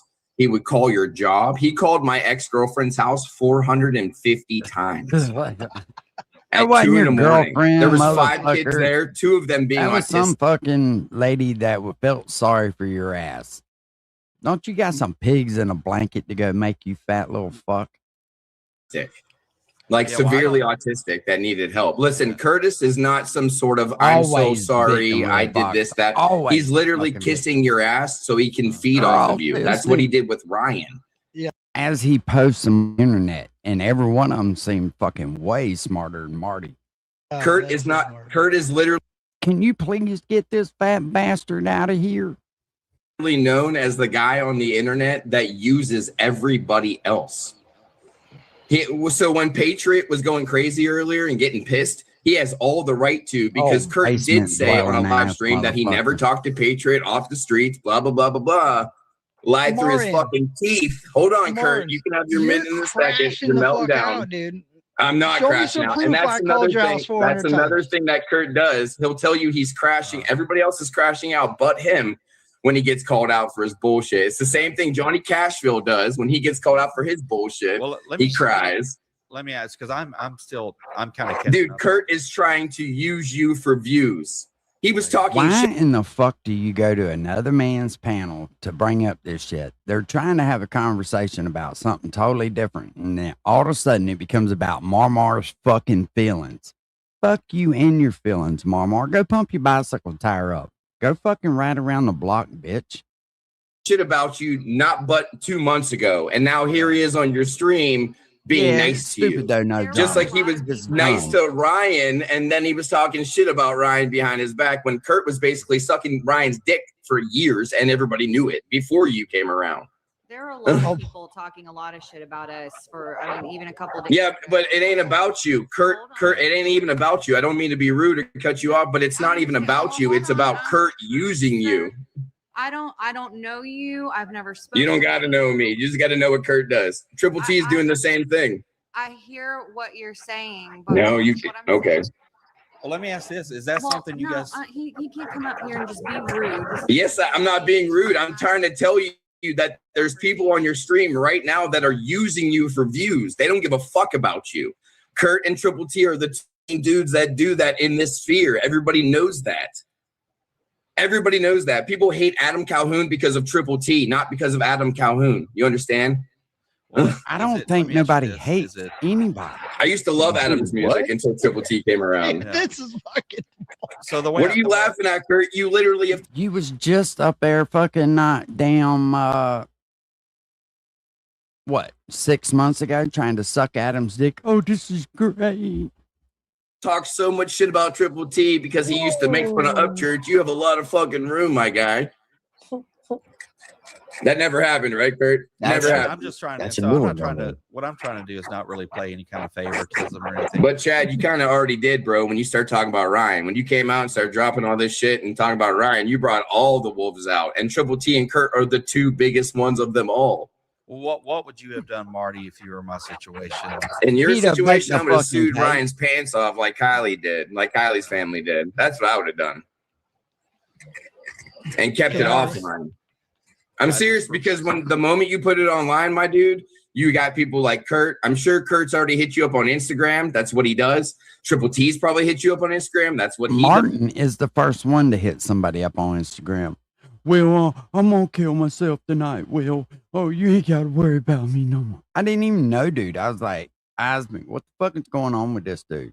Osmond's like, if he's going to do it, he's going to fucking, he ain't going to call you about it. I was like, yeah, you're probably right. What did I do? What did I do? I hit him up. What did I do? Say, can I steal some views from you? Let me get some views, Chad. What did I do? It went from Ryan sucking Ryan's dick and trying to get attention. Now you're sucking everybody else's dick that goes against Ryan, Kurt. You're the biggest flip flopper, like fucking IHOP pancakes. Everybody laughs at you because the only problem with that is he likes to fuck with people he knows he can fucking do something to. You're never gonna see that dude jump on nobody that actually give him a fight. Nobody. Because everybody saw you for years attack people's lives, their jobs. You've called jobs, you've called people's houses, all of that in the name of Upchurch. In the name of Upchurch. I don't know that the whole story behind that. I totally think it's a wrong thing to do to call someone's job. To call other people. If that happened, I don't stand behind that either. Well, I mean, like Triple T's no better, my guy. Triple T drove 2 hours out of his way to go to somewhere in Kentucky to get smacked by a welfare recipient. Yeah, I did. What's up, Kevin? You did. You went 2 hours out of your way. You're not telling him that. You went 2 hours out of your way to go into his town and go and talk shit on a live stream to draw Dagburn out, and and then he smacked you. Yeah. Hard. Right, well, look, here's what I'm going to do. Yeah, I feel like it was so hard. You didn't knock the cigarette out. I promise you, pimp, he would never jump on you ever. I'm trying to keep it. Look, I'm gonna try to keep it positive and moving. I hope you guys can work this out. Chad, bro, I'm just trying to tell you that Kurt and Triple T, they're using some more cable. Okay, that's what they do. I'm anti-Freak Squad. Freak Squad hates me. I feel like Triple T may have felt a certain way about me at one point, but I hope that he gives me the time. How in the fuck is Captain Kurt and Triple T using Chad for views? It's on Chad's channel. Martin's got. Yeah, I hope the rest of you. I make you $100 bet within 30 days. He goes back to the same shit because he always does. Who? That's his choice Me? if he decides to do that. I'll take that bet, Martin. I'm just telling you. You don't got $100 to bet. You ain't got $100 at all. Dude, I make $1,000 a week. I'm good. Yeah. There we go. We can't control anybody but ourselves. Yeah. And we're having these conversations now without work. But you have these people on your stream. Yeah. Okay. Well, good luck with that.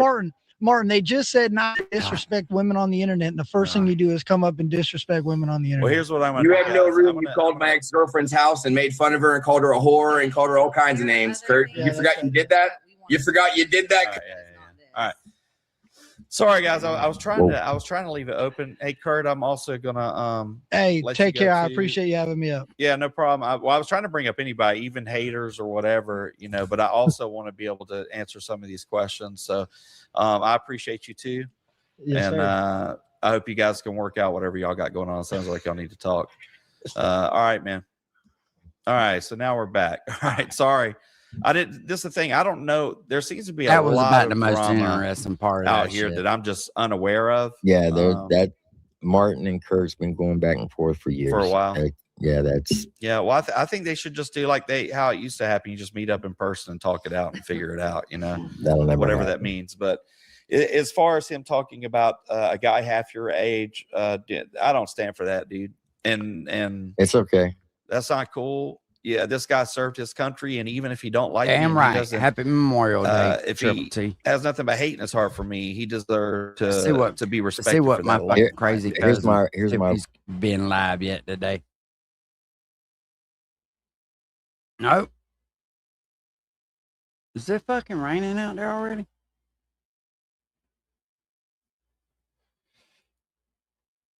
We'll finish watching his shit. That we're Christians, we're just so happy.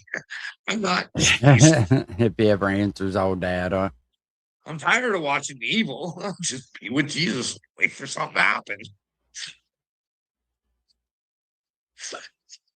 If a warrior. Carl makes good points on occasion, but nobody's going to listen to him because he talks down to everyone.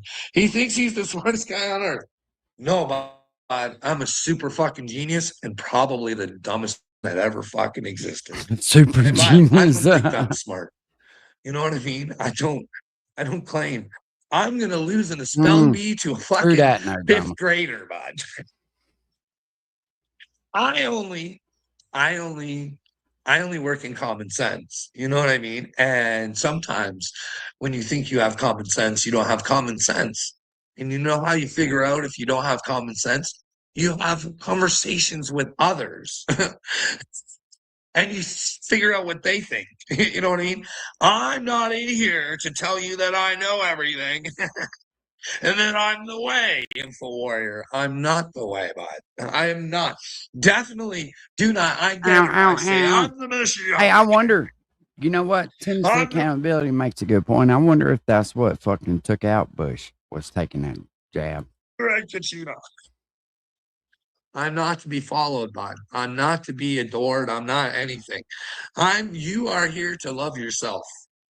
You are here, Info Warrior, to say, I shall not be a battle protector. I will stand on my own 2 feet and know what's best for my children, because if I don't fight for my children, they're going to have to fight for themselves or their children. But how much more brainwashed do we have to get? Like, you hear what they're planning on doing, right?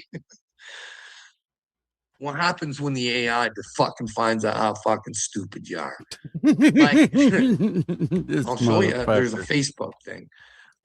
It's on Jimmy Dore, okay? It's a Mark Zuckerberg out to Meta, out to the metaverse. And he's talking about when AI he's finds telling out these guys how stupid great you they are. Oh, Holy shit. Oh, we got the best workers here at Meta, and you guys are so good. And we're gonna have the AI train off of you. So these dumb motherfuckers over there in Meta, because Marky's got them thinking they're so fucking smart that what is the use for them after the AI learns everything that they need to learn from you? You think they're gonna keep paying you because you're super fucking smart? You're fucking Zuckerberg won't give a fuck. He won't say that guy was loyal to me.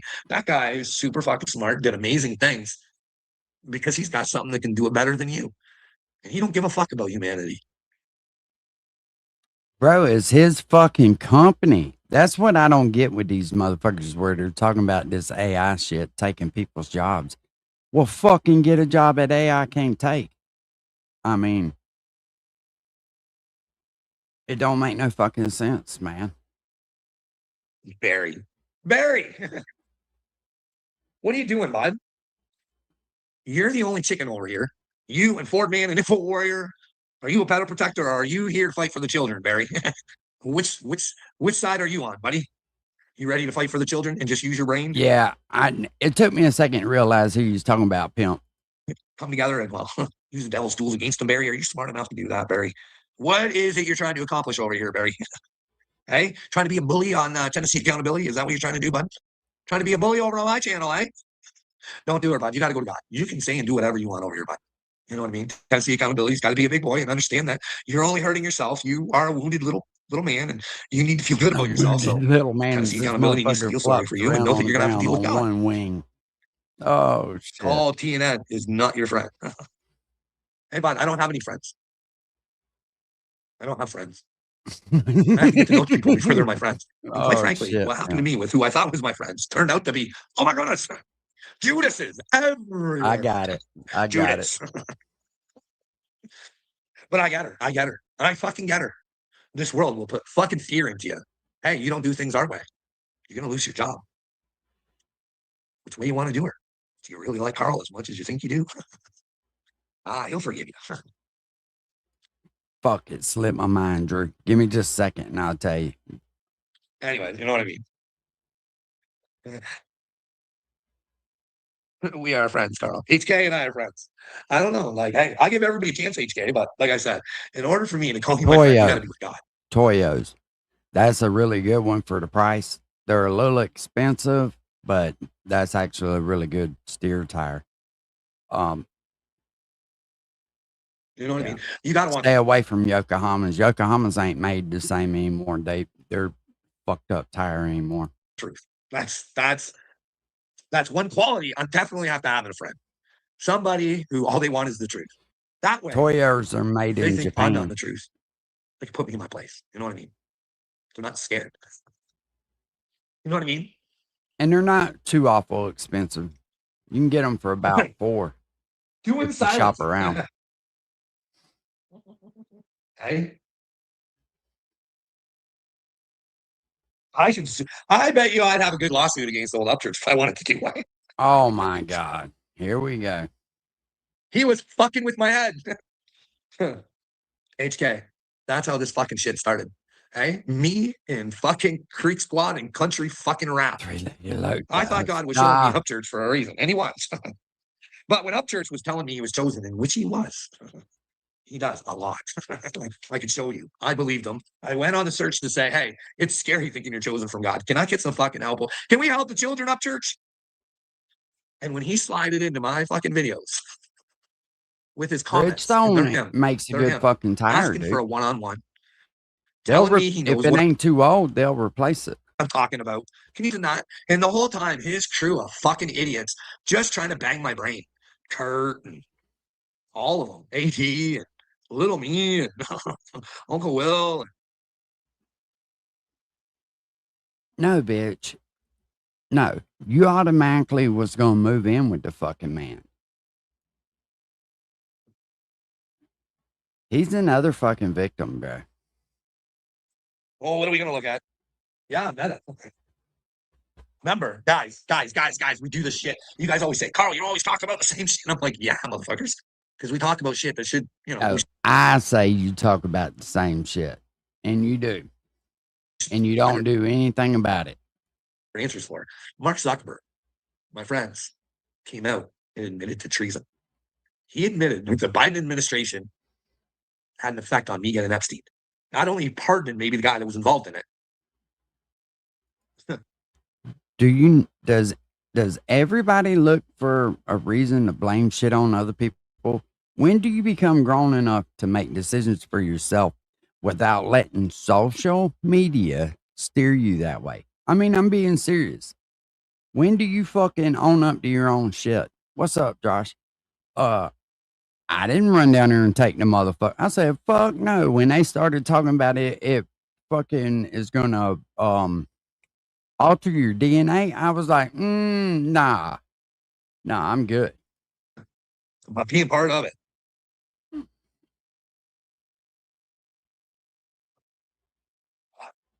That dude said that the Biden administration forced him to give us misinformation and keep information away from us. He also kept a laptop away from us that 52 treasonous FBI agents signed off on and said that it was Russian disinformation. You're not from here, so it don't fucking matter. When it wasn't. What was on that laptop? Who knows?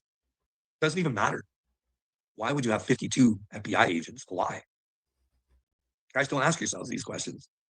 It's like, break that motherfucker in half, homie. Save half for later. That's treason. And Mark Zuckerberg, what did he get out of it? Dana White as a handler. Dana White, part of Meta. I'm so tired. Freaking, like, I don't like the way I think. I do, but I don't. Because Dana White, that guy, he once you take a look, and he used to always make fun of Pride and all these other organizations that did these freak fights and all this stupid shit. And now he's off, like influencer Aiden Ross or whatever has fights or something. Dana White's out. He likes AI too. He couldn't give two fuck about you humans. He got asked about, oh, you guys are using all AI now. You guys aren't using artists in that anymore. And he's like, fuck boo, fuck you guys. The AI age is here. Get the fuck over it. We don't care if you humans want to use your creativity. The machines are better. Like, Dana White, he slapped his wife.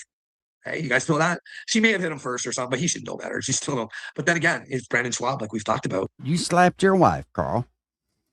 He cheats on his wife all the time too. But his mother said a whole bunch of shit about him cheating and being a goofy nut. And I don't know if his mother's just jealous of his success but Brendan Schwab says that he got a piece of Ronda Rousey and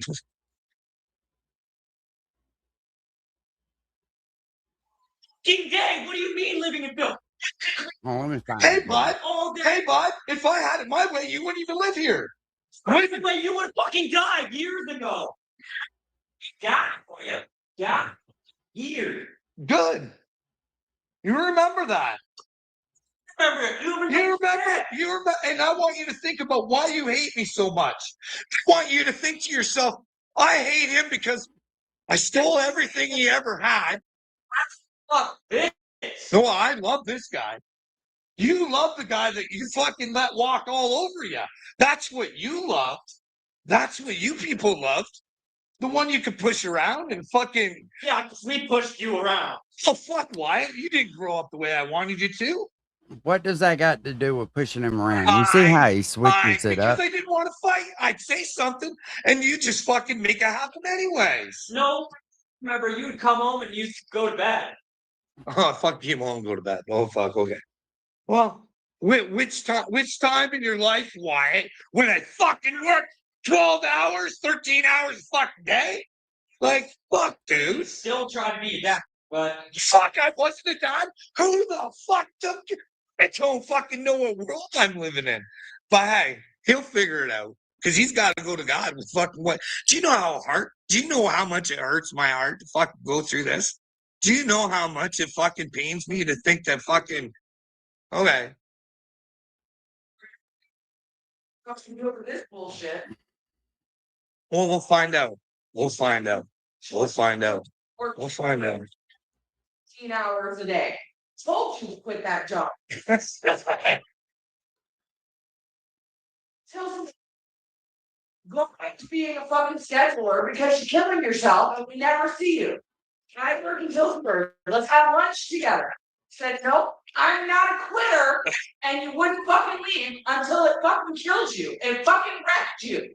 You wouldn't leave. Well, she says it wrecked me. But I could play you guys some fucking audio that would tell you different. Depends on who she's talking to and what it's about, right? Because that was my fault. The workplace was all my fault. I'll play you guys some audio because it all depends on the audience on how we want to play the game. But we'll find out if Carl's the lying piece of shit or he's at the edge. He's ready to go sue. You would not leave that job even though it was killing you. You made that fucking choice. Nobody else. Oh, shit. What happened? Let's play this one here. What's up, Deb? Happy Memorial Day. I don't know a fucking thing. But all I What's do up, know Daddy? is there's information leading me to that, BlackRock and Vanguard and all these fuck faces, they have no money. They have no power. Only the money and power that you give them. You guys are the one, like, I don't get it. Like, when this happens and say the world decides to change, maybe we could own the banks. Maybe we could own the insurance companies. Because, like, here's the deal. I see all these people. September 1st, we're locking out. Hey, we're going to go do this. We're going to go hang out at the Capitol building. We're going to go do this. And we're going to strike. And like, we can't get everybody on board. There's just fucking too many stupid people out there. We can't even come together and just say fucking no. But like, here's the deal. I think there's 144,000 of us. And I think once we prove that there's a God, and yes, I do think we prove that there's a God. See, there might even, like, this is the thing, I think possibilities, like, what if there was a looking glass? Like, what if they can see into the future? Me, I'm such a minute part of the world, they wouldn't even suspect something like this. But they do know, I'm just guessing, that Donald Trump is a problem. I mean, there's a lot of people coming out saying, hey, these guys are going to try and assassinate this motherfucker. Why do they want to assassinate Donald? Like, does what he say, like, was his presidency worse than fucking Biden's? Like, nobody sees a difference. How could any, like, if anybody is actually out there and thinks that Biden is creating a good world, fucking go with them. Bye-bye. You are absolutely fucking stupid, and you might be irreversible. Like, you might be so fucking brainwashed that there's just no fucking hope for you. You'll just fucking fry or deletion or whatever the fuck it is, because there's no hope for you. Because you're just that fucking stupid to not open up your eyes or your ears. Now, I'm not saying, hey, you have to like Trump, because there's lots of questions I personally have about Trump. But here's the thing.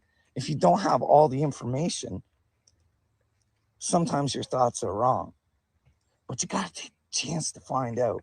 That's what I mean. Like, is Upchurch a chosen one? Like, you think that you fuckfaces, before you come into my comments saying what a fucking piece of shit I am and how I need to get help, meanwhile I'm fucking begging for it. Do you know this morning? Well, like, I don't sleep well. And sometimes I talk in my sleep. Like, I don't remember my dreams, but something must be going on. I wake up a lot. And this morning I woke my wife up because I was telling her, like, well, she heard me. Like, I guess I was saying, I just want to go home. I fucking hate it here. This is fucking stupid. You people don't fucking listen worth a fucking shit. And then she started screaming at me to keep my mouth shut because she was trying to sleep. And then she told me what I said. And I was like, well, doesn't it make sense? Like, I've been asking you forever to fucking talk to me and you haven't.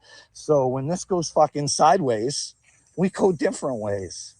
But then again, to me, the part of me that also fucking says, hey, what if I am sick? What if I am mentally ill and I'm the one causing all this? Then I also got to say, what's my evidence pointing to the fact that these are all really shitty people that I've had to fucking deal with? Well, I think I have it. I mean, and if I am mentally ill and I've got all these problems, why is nobody helping me? Because obviously it all started with Marwood. And I think that I can prove that. Well, they tried to kill me. They killed Jamie. They killed fucking Kate. I mean, when do we get to stand up and fucking say, hey, you're not allowed to take a fucking life no more? But hey, no one's willing to do that because they lose their fucking itsy bitsy little jobs. Because it'd be fucking hard, because then you have to fucking find another job, and well, he's got it all figured out. They need to have their teeth fixed. They need to have their pills. They need to have all this stuff. And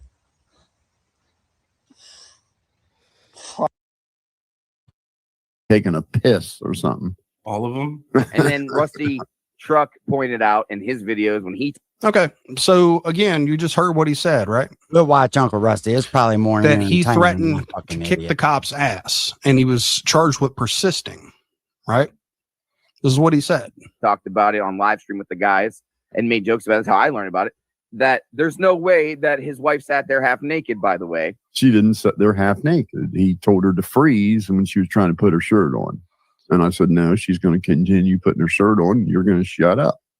All right. So if your wife did not have a shirt Sure on, he did. okay, wouldn't she not be half naked? I mean, would that not be an acceptable definition? And you just contradicted yourself again. Motherfucker will suck one just by But I'm the gonna put way this- he looks. Look at that goofy motherfucker. He thinks he's the toughest thing on the internet too, boy. Whole fucking thing to rest here in a second. And if you don't like it, then you and I are going to fight. Oh, That's you're going to what fight the went down. cops. And that's, if you went and got the receipts, you'd find out that's what they said. If you went and got the Because that would be a lawsuit and he would be rich and he would live in an actual. All right. So speaking of receipts, let's talk about this, right? He's saying that the park incident and the disorderly persisting happened at the same time. All right. So if this is true, this little escapade would have had to have taken place across 9 days, 2 counties, and exceeding the speed limit. All right. And I'm going to show you exactly what I'm talking about. So here we go. We're going to go and take a look at the disorderly persisting first. And shout out to Martin Speaks again.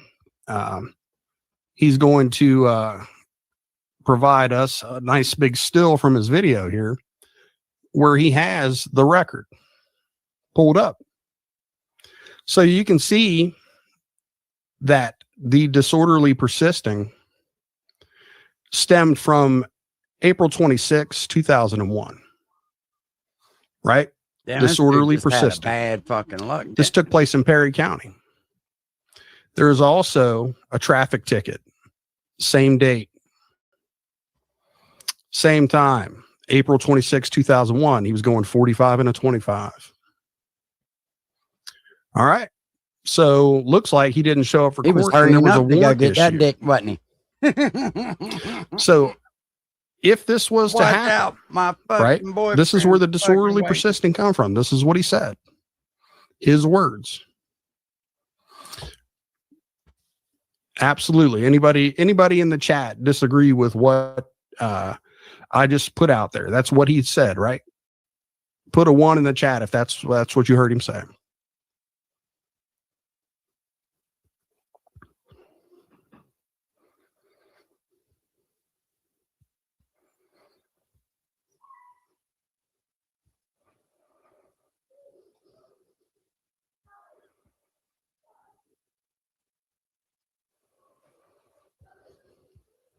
Yep. All ones. Okay. So anybody dissenting with that? Am I taking him out of context? Put a 2 if I took him out of context or I'm misreading this at all. I'll wait.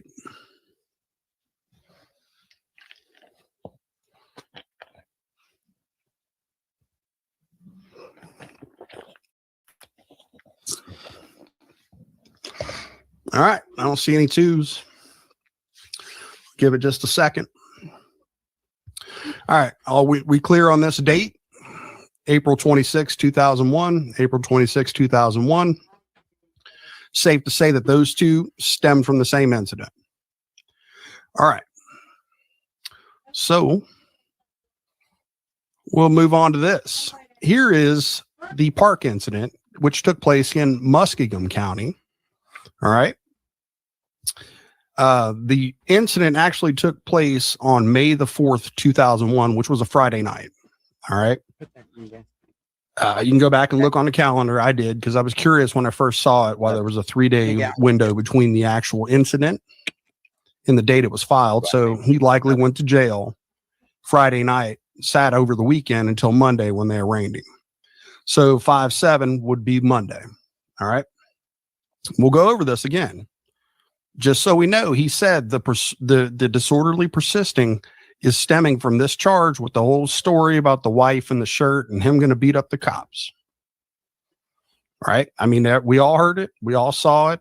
He put it out there. This is his words. He's not sloppy. He's very cunning and calculated. These are his words. This is how he explains this. So here's the case information, man. It's all there. I'm going to leave this up there. You guys take a look at it. The case was set for trial 5/9, 9 a.m. His constitutional rights were acknowledged by him. They issued a subpoena to the officer, the arresting officer. He returns with the proof of service. So there he is. He's showing up to court on 6/20. Application for court-appointed attorney is denied. He's fined $500, $550 with criminal court costs, whatever the miscellaneous fees. You can look at them. They're going to give him a sentencing hearing 8/28/2001 at 8:30. So you can see the breakdown. Everything's there. Nothing's gonna fly by on this page. Nobody's going anywhere. So defendant pled not guilty, but was found guilty, which means they had a trial. There was sufficient evidence to convict him of this crime in a trial.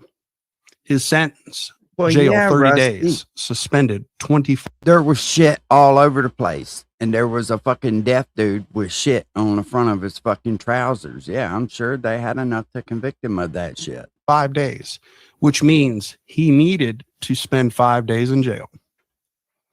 Special conditions. He cannot fuck dudes in the park for 2 years. He's also on probation for 2 years. That sounds a lot more serious than a ticket for just peeing. I mean, here's the information. It's right there. This is public record. It's right there. You can look at the criminal case number. You can see, you can go against the other number. It's there. This breaks down all of it, the fines, everything.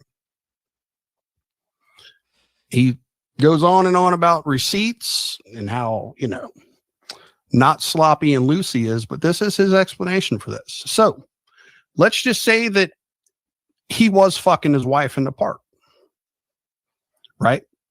Why would he lie about all this? What would bring you to lie about this incident? If that's what it is, I mean, as proud as you seem to be of it, in the way you bro, his excuse here, I don't know, a couple month or so back is the doctor's in on it now too. The doctor fucking AI'd his page. I'm like, what? Come on, man. The doctor's in on your fucking YouTube. You put it out there in almost a boastful manner. I was a real man. I was fucking my wife in the park. Mm-hmm. I was going to kick that cop's ass if she didn't let her put their shirt back on. I got receipts. So if you look at the receipts, all right, you would have had to been fucking your wife, fucking the cop, speeding across 2 counties, 20 miles over the speed limit over the course of 9 fucking days. How does any of that add up? Maybe in your motherfucking mind that adds up. But I don't give a fuck how big or bad of an outlaw you are, man. That's one motherfucking crazy ass adventure you'd have had to been on to explain it the way you explain it. I mean, just, here's the proof. Here's the fucking receipts, dude. Call me. Oh, shit. I don't know what happened to that one.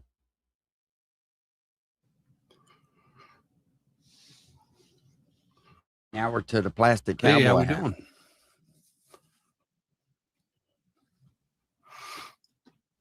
Let a few people get in here, see what's going on. Let me see what I can find on the other part of that.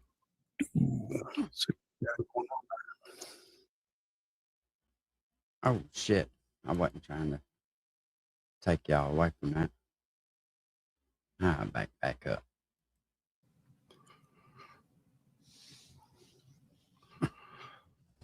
Hey, how we doing?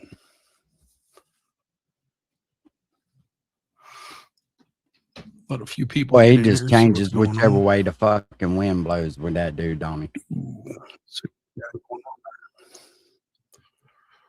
So,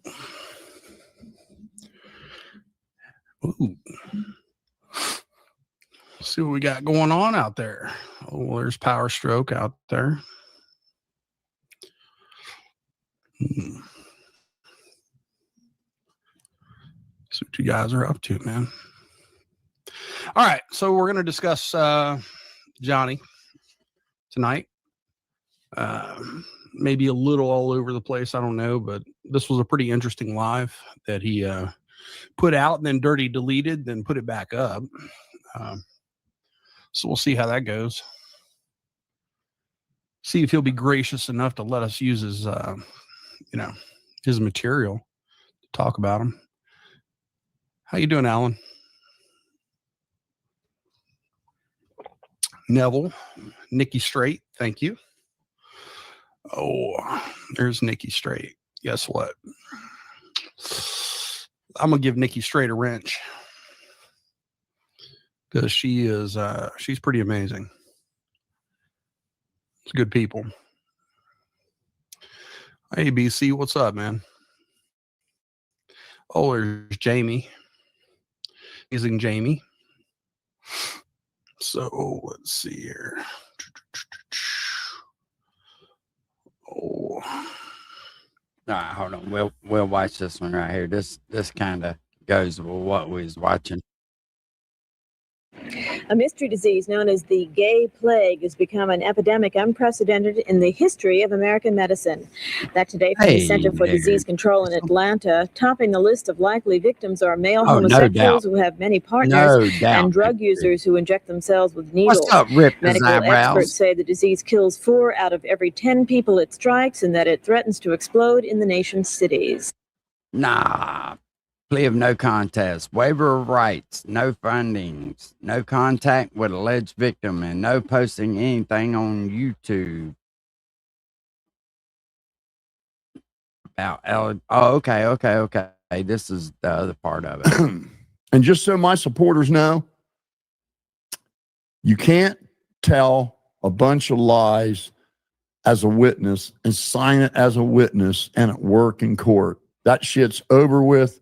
Done, flushed down the toilet, never to be spoken about again. So your Friday is going to be boring. And just to remind everybody again, Crack Squad's big claim to fame, the bull crap charges that were put on me because Rusty Truck Picture pestered and lied to the police are gone, over with, done. Famo, zilch, nada, hoo-ha. In whatever order you would like. Got to get the hell off of here. In case some of you didn't catch it, the bullshit charges have been thrown away. What's up? Gone, famous, over. There is no court hearing. There is nothing. There's no fine. Charge 7/24/2024 at 1:20 p.m. Plea hearing. That means you pled out. Nothing. And if you hear anything besides that, you're being lied to.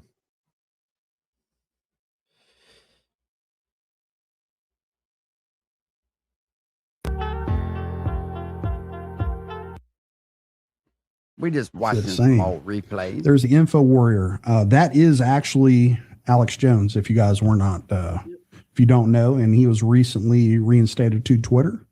Shit's about to get real. Congratulations, Alex. I look forward to you spilling more of the truth, buddy. Shit's fixing to get the real, oath, raised the hand, did all the bullshit. Everything's there. Only one person took it seriously from my biased standpoint. And excuse me while I'm drinking directly into my microphone. Let's see. I say Johnny Gobble goes live again at 3 a.m. Yeah, he's going to try to scrape up some change from Merle's purse, head over to apartment 109, get him a fix, and by the time he's all bumped up and bumped out, he'd been with his wig on and shit and his fucking Temu grill. Bouncing on the bed. Bouncing on the bed. It won't be long. It's a good call, Vicky Newman. Anyway, we're into this. They have sworn their oath. We're going to listen to very fucking basically the gist of where. Now, to kind of give you a little bit of background on this, not to get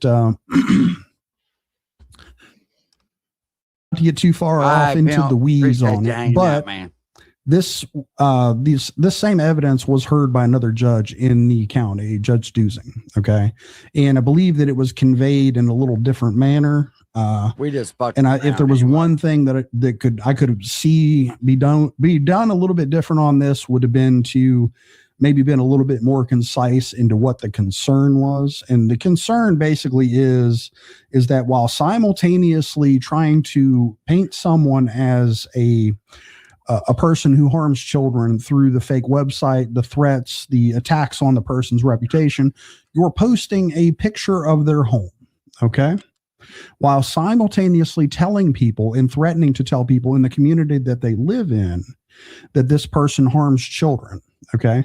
So the rise of concern stems from a call to violence, if you will, or an incitement of violence on an individual based on lies that they're making. Now, there's no other way to construe what his intentions were. Okay.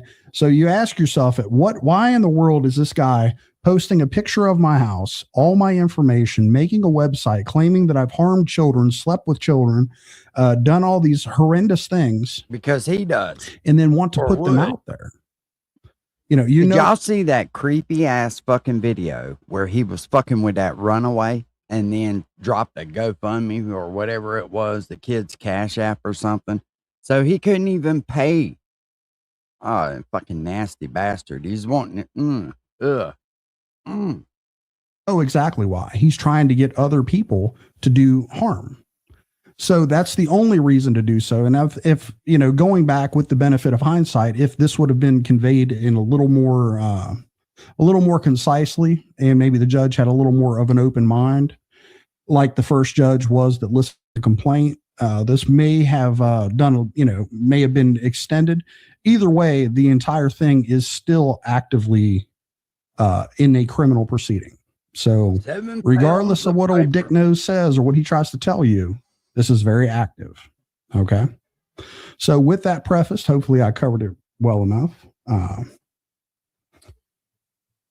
Skylar 151, you mean PBR didn't bring 7 pounds of paper receipts? He did not. No vanilla envelope either, or a manila envelope. Did you guys happen to see the cameo that was done in his honor today? Well, remind me, Rich. We're gonna have to play that later. Yeah. There was a very nice cameo that was done for Mr. PBR. Man, that shit is going off the rails. It's responsible trolling too, right? Because not only is it a good troll, but it also feeds a village. You know what I'm saying? Yeah, the money is well spent. Yeah, that's what I'm saying. Yes. Let's see. Miss Christina says PBR claims he is computer in the know, but he has no idea how to spell check. Yeah, he has some fucking rather bad incidences of spelling, punctuation. I mean, everybody has an issue every now and again, but Jesus, his just follow one after the other. Your websites, all the fucking time. I can't spell words. Better with your Irish says, I highly recommend make a bullet point reference so that you don't have to go straight from memory when asked. We tend to go blank sometimes under situations such as this. That is more than true. It happens to me a lot because I'm getting old as fuck. I forget shit all the time. But yeah, definitely. We may have to get organized and do something like that. But moving forward with all the other stuff, that is all documented. This was a little bit of a curveball as we'll kind of get into it. We'll talk about it. So you guys have seen it. I'll add whatever I can to it. I'm going to read the petition. It says on November 9th in Boone County, Kentucky, there's alleged stalking, threatened physical harm by stating he may attack me, is thinking of attacking me. He stated he has no fear of repercussion and will not stop the hundreds, if not thousands, of statements and videos about me and my family. James has created a falsified website where he data dumped actual sex offenders from the Boone County, Kentucky, and self-admitted to creating this bogus website where he admits on video he knows I'm not a sex offender, but will stop at nothing to wreak havoc on my life personally by slandering my name and reputation by embedding his purchase domain website in every Northern Kentucky website and Facebook page in order to make my entire community believe I'm something I'm not. James has repeatedly threatened me publicly on video via his YouTube channel at www.youtube.com at psychobabble.rap. He has threatened my family and has committed multiple crimes of coercion with his fake website. He has Actively launched by Making Live, I filed a report with Boone County, Kentucky Sheriff's Department last year and attempted to gain a protective order due to him releasing my full legal name, address, vehicles, etc. In, I believe, October, November of 2022, with pictures of my home and vehicles, he since re-released the same information that now includes a visible written threat of attacking me. I believe they are overly excessive post videos, YouTube Shorts, community posts, and live streams on camera constitute this behavior now be criminal in nature by means of stalking, making live documented threats, and has also committed coercion by demanding I or my father and friends do what he states, or there will be held to pay. This behavior has been being documented and oftentimes recorded to support a year plus of myself being the target of his known obsession with my personal and real life close friend who is a celebrity, Ryan Upchurch. I've had to remove myself entirely from my own platform on YouTube because of the increasingly wild allegations, slander, threats, doxing, and falsification of registries in hopes of this man stopping this behavior. However, it has not stopped and continues oftentimes, many times each day. I do believe with recent threats of violence being stated by him towards me that myself, my family, home, vehicles, and property are at risk by not only himself, but the many thousands of people he's actively speaking to. James Schonk has and will self-admittedly stop at nothing to intimidate me and instill fear in my personal life by means of getting revenge on me because of who I am friends with. He has admitted on video to taking IP addresses in order to gain personal information on anyone coming into his chats. While I understand this is a very unique situation, I kindly ask that my court use their best discretion on assisting me in protecting myself and my properties from this man. Sir, is that all true and accurate to the best of your knowledge? Yes. What? All right. So Miss Christina has a good point here. It says wrong court, but it should be heard in a criminal court for sure. And I think it's important to point out that I mean, I pointed this out before. I'll do it again. When you're seeking relief, right, it's not like you have a choice of court to petition for this kind of stuff. You go, you file a complaint with your local police or sheriff's department, and they direct you on what to do next. All right. So the fact that it ended up in this particular court really has no, it's not really our fault or issues. We're just trying to get some relief from what was going on, right? The concerns that I explained earlier, you have a fucking psycho over here targeting you, putting pictures of your house, building websites, making all kinds of crazy false allegations about you. You want to do this in a legal manner so where you don't put yourself in some legal exposed situations by breaking the law yourself. And when you go and you're trying to get some help from the police, I don't think they're equipped to deal with something like this because it is rather unique. But yeah, it definitely did fall into the wrong court. I just don't think they knew how to handle it. But at the end of this, you'll see where it gets referred to. So as you probably already know, it's a criminal thing. Else would you like this court to know? So then he's testifying to the court, trying to justify this restraining order he's trying to get from a 63-year-old guy from Ohio. And he's perjuring, just tripping all over himself, perjuring himself right and left. And he tried to paint a picture that he was just home reading his Bible. And because he's friends with Ryan Upchurch, I started attacking him out of the blue for no reason.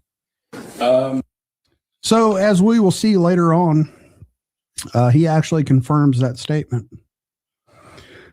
So I will point it out when we get to that point, but that little deal there, Fusion edited that in. I decided to leave it in because it's the gist of, his, if you guys saw that live that he did, he painted this in a completely different light, added all kinds of flair and jazz to this thing and looked like a massive piece of shit afterwards. When the truth come out, he thought he was going to be safe from this ever getting out. Let's see. Damn Yankee said the courts aren't familiar with current technology yet. Yeah, they aren't. I don't think, and this is so, it would take a little bit to try to explain this to someone. And as we did, I mean, we had, the prosecutor looked at it, detectives looked at it, and they told us exactly how to handle it. So kind of move forward with that. So, yeah, I mean, like I had said, we've got an entire presentation here of essentially a year's worth of content that this individual has created against me, and in retaliation to him not liking who I'm friends with, and him having a problem with what my friend has done on the internet. So he's essentially targeted me for it. He's created. All right. So the presentation he speaks of is basically an outline of the context of this interaction and, for lack of a better term, relationship that has happened here over the internet on YouTube mostly.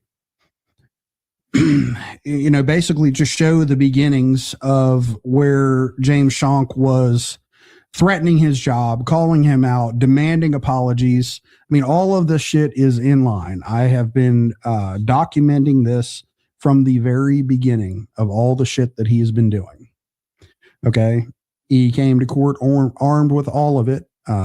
He wanted to play the videos, and, the judge just was not receptive to all of it. She needed, it to be more concise. What's right? up? So Yankees? we'll kind of see What's that, but I want to happening, let yo? everybody know, hey, listen, he came with all of his ducks in a row. He's got multiple thumb drives. I've got all kinds of stuff on this dude. I mean, I literally have his channel copied. What's up, Vintage? All right. So we have every single thing that he's ever done. Bookmark it, Slayback. Bookmark. Multiple websites at this point. One is frank-schwartz.com. And then if you /childhood.html, it'll take you to the original site with tabs and so on and so forth. And I have proof of that as well. Also, he's got one that he's made as Fred-Schwartz, and it's the same thing. So if you type in fred-schwartz.com, it's just a regular website. And then basically, after this protective order was granted and put in place, there was a demonstration of indirect contact through that website. Let me see here if I can pull it up just to read you what I've got. How do you know Mr. Schonk? All right.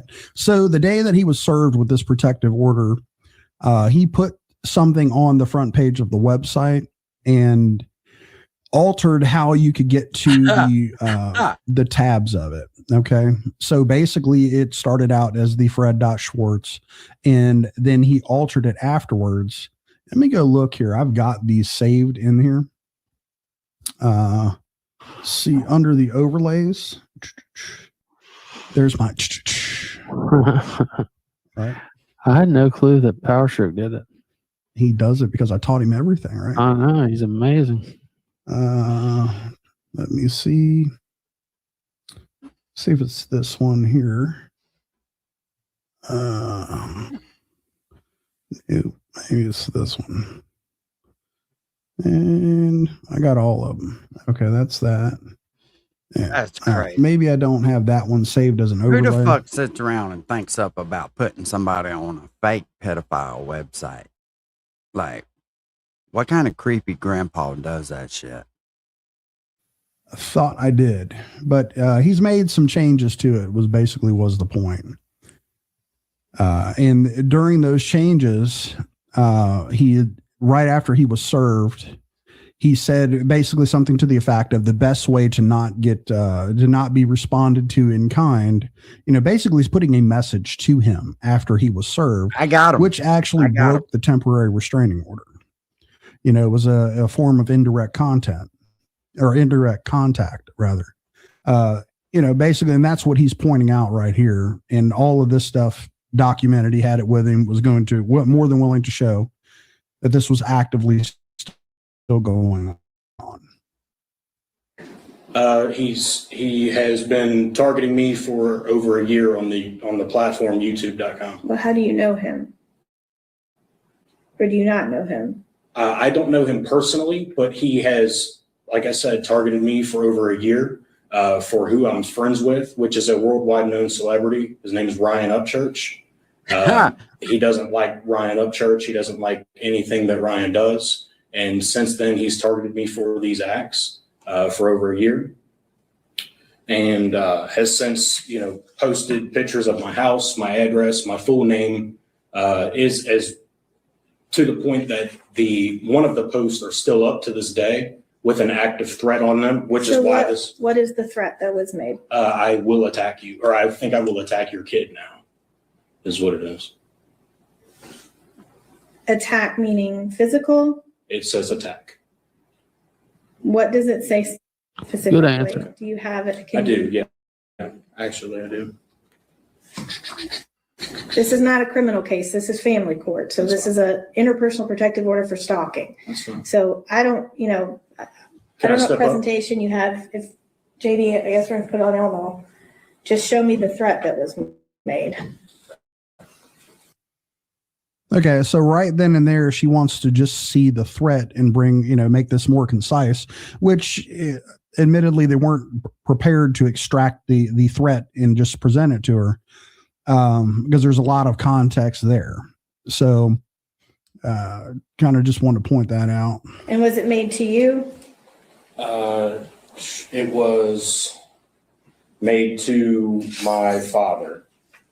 And okay, so the threat is made to him. So the comment, which is still up today, says, "I think I will attack your kid now," meaning he's going to attack him, and he's speaking to me. Okay, because this is directed at me, and he's such a piece of shit. He's looking for anything to try to get at me, anything to get back at me for exposing him as being a reckless homosexual with a past of sex crimes. Okay, that's what this all comes down to. This is his overall response to that is, okay, you've told the truth about me. I'm going to make up a bunch of lies about your son. That's the kind of individual we're dealing with. Okay. That's the truth of the matter. So he misspeaks right here. This threat definitely was directed at him, but he was talking to me while doing it. And this is it here. If I can step up and show you. You can step, the computer's going to have to put it in the record.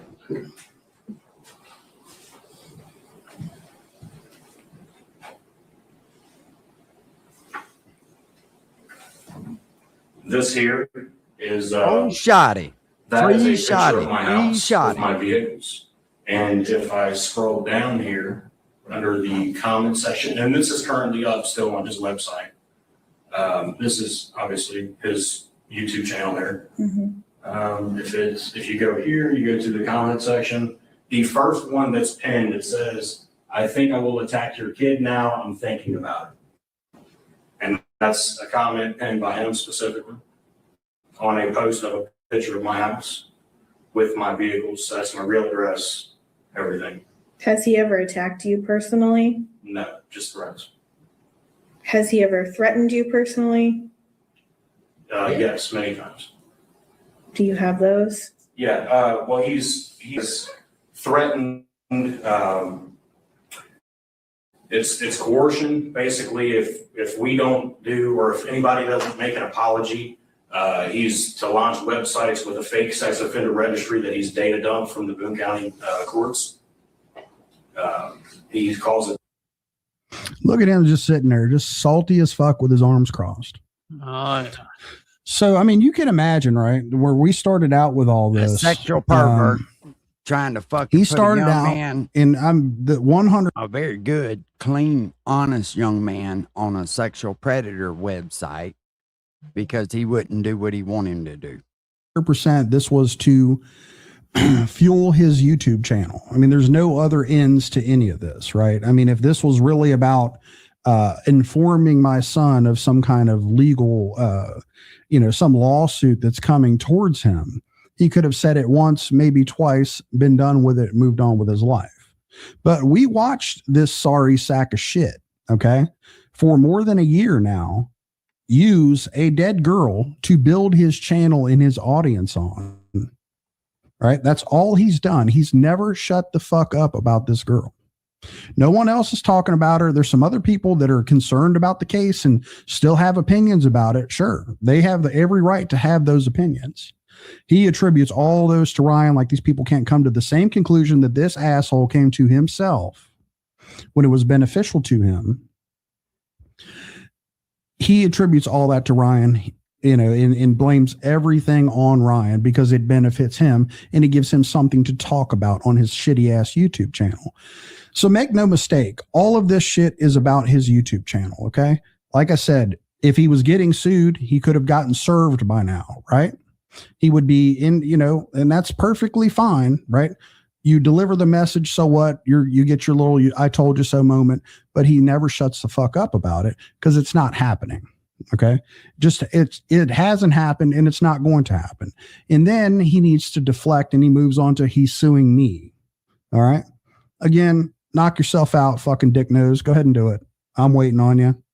I wish you'd hurry the fuck up, but that's not going to happen either, because really what all this shit comes down to is he needs something to talk about on his shitty ass YouTube channel.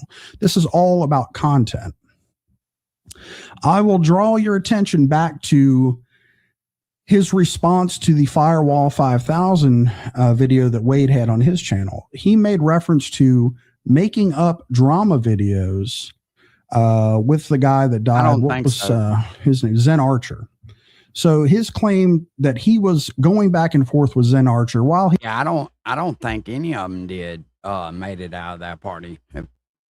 But then again, I quit like really checking up on it and shit because I don't know, that shit was just weird, and I just he was actively dying. The way that shit went down, as it was a way to motivate Zen Archer and get him up for the day. Okay, so it just prayers to drag you that back to little girl, this. for sure. He's been at this kind of shit for a long, long time.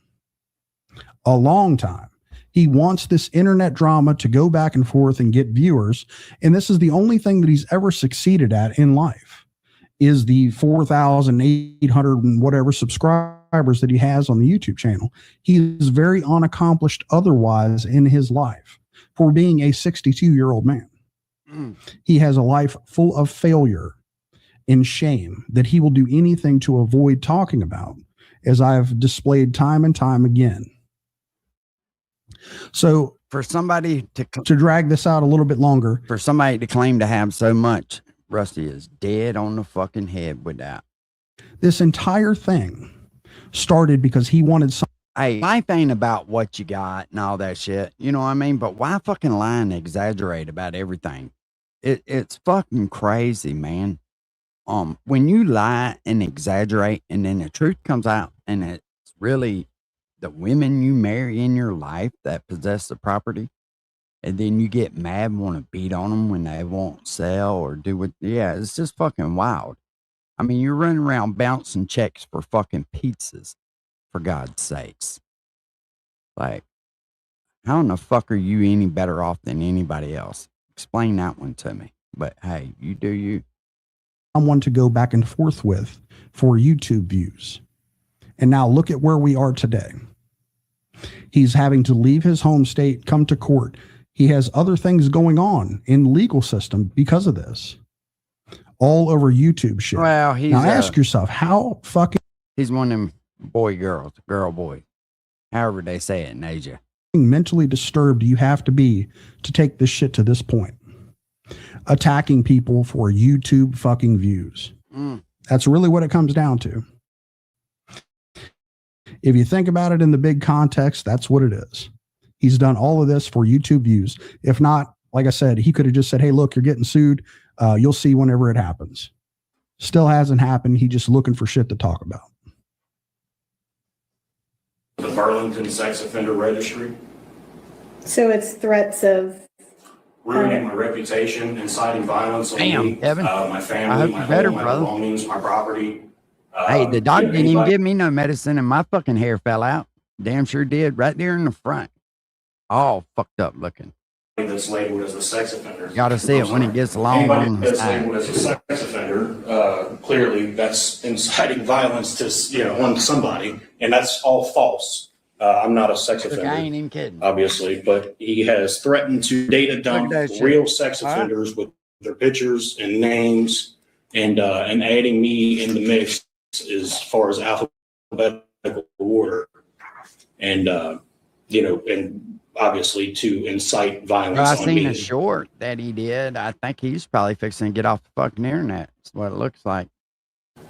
Is he actually requesting that people go to your house and harm you? Oh, she knew Vintage. She had to go pick him up. She had to go pick him up. Jail, there's no way she didn't know. Hell, his ex knew. I mean, it's no, not specifically, but at the same time, like I said, anybody that's falsely accused as being a sex offender with their address, a picture of their house, their full name, picture of their property, I believe that's threat enough. And then with posting that saying, I will attack your kid now, I believe that's more than enough threat.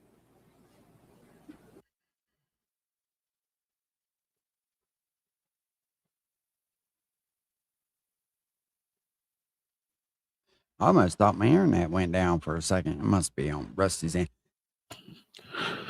Did we lose you, Rusty? Yep, I'm over here talking into a muted mic. Anyway, hell yeah. He pointed out right there, he spelled it out for her. Exactly what's going on. The same thing that I explained earlier. It don't even work, violence by painting him as something he isn't.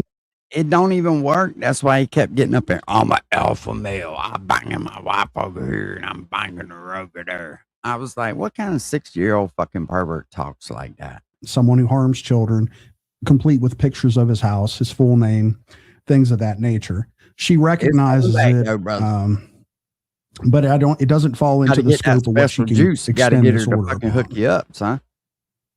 Then again, grass grow on a playground. Anything else you want me to know?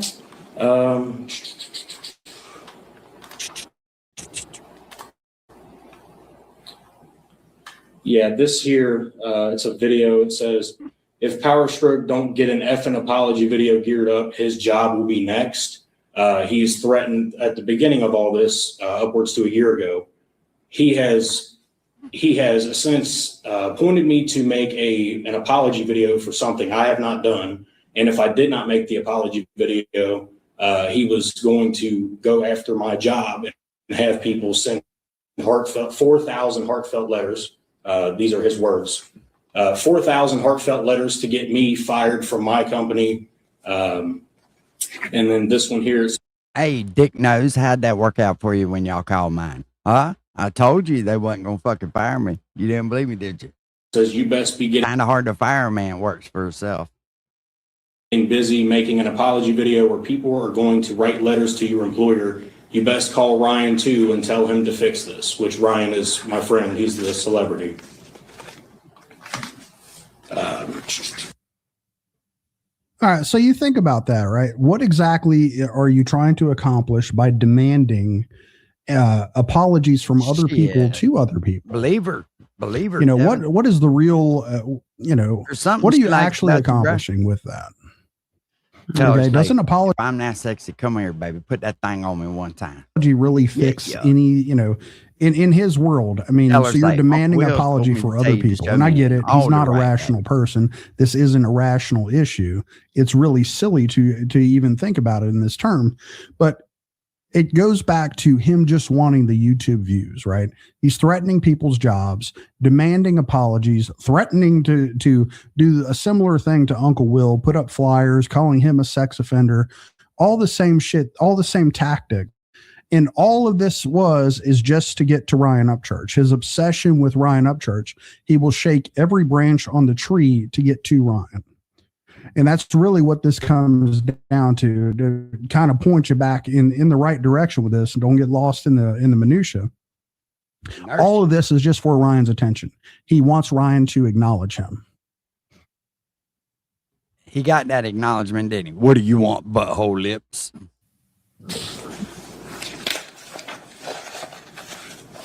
Am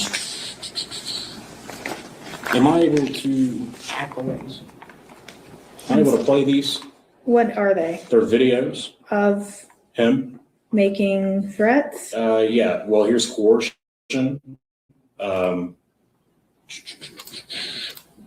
false allegations, videos leading up to his website launch. He's had videos. Basically, here's one of them here. It says how Fred Schwartz's father put him on a lifelong sex offender list. The day Fred Schwartz's father put him on a legit sex offender registry for life.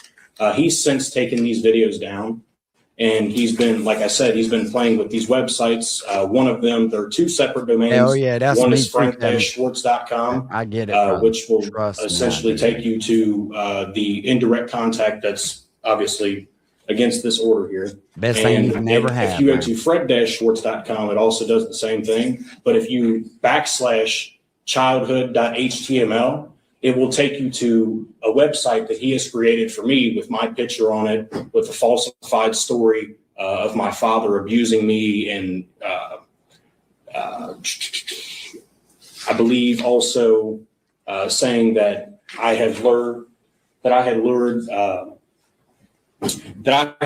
a child into my home to perform sexual acts, and my father was there to essentially sleep with that child's mother to cover it up.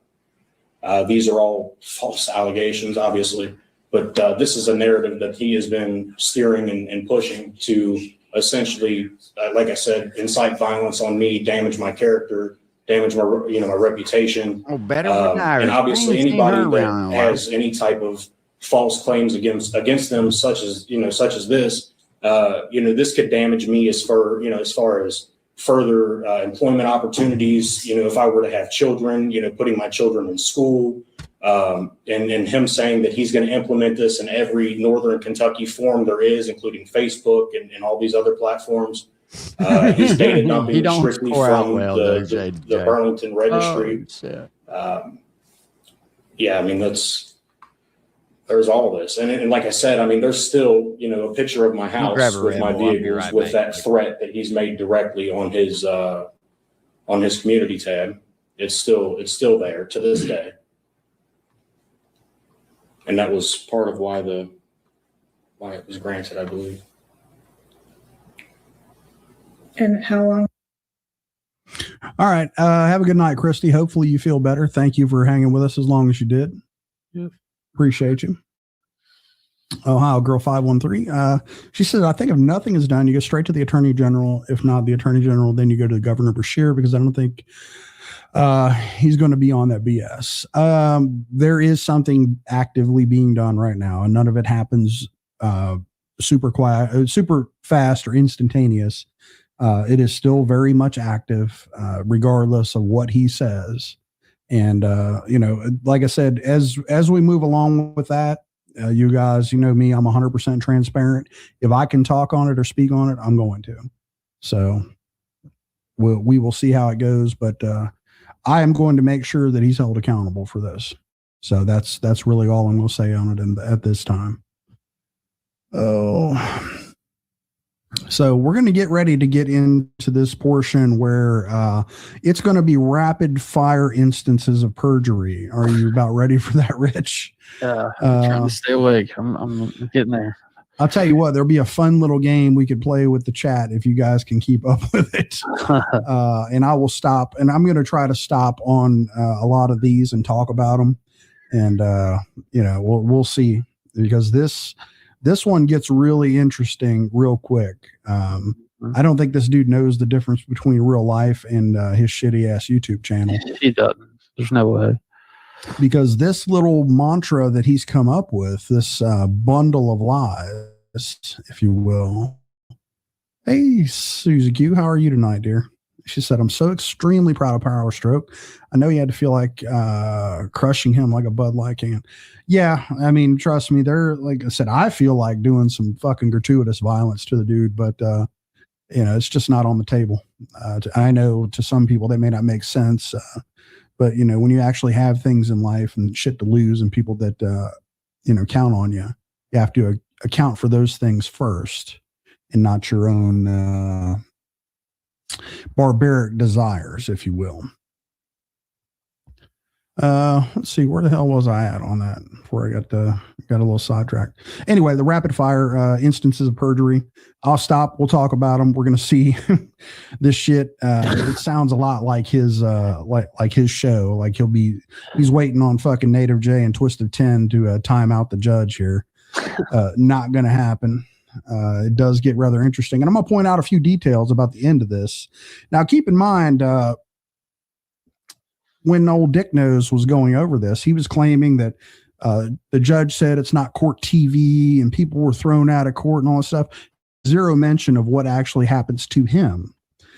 No, at the that end of dude this, I think that dude just got off the internet. I don't think he was too worried about it. Most of them guys, man, believe it or not, they're drivers. They just lease on somewhere. But he was pulling Walmart shit, so there's no telling. Point out to you what happened. So I wasn't there, but I did talk to people that were. He was actually escorted out of the courtroom, okay, and put into a different room after this exchange that happens at the end of this video that we've all seen. And I can prove to you beyond a shadow of a doubt that these people, they would not let him out of there. Him and my son were not allowed to leave at the same time because of the way he was acting. Okay. If need be, I can 100% prove it to you. Everything, even past the whole, the lie about tailgating and all that bullshit. There's video of that. My son's dash cam caught that. There's video of it. And you can see there's plenty of distance between all that shit was a motherfucking lie, including this shit right here. So we're going to get ready to get into rapid fire instances of perjury. Buckle up your seatbelts and get ready for this shit. You ready, Rich? Yes, sir. Rich is always ready. This has been going on since October to November of 2022.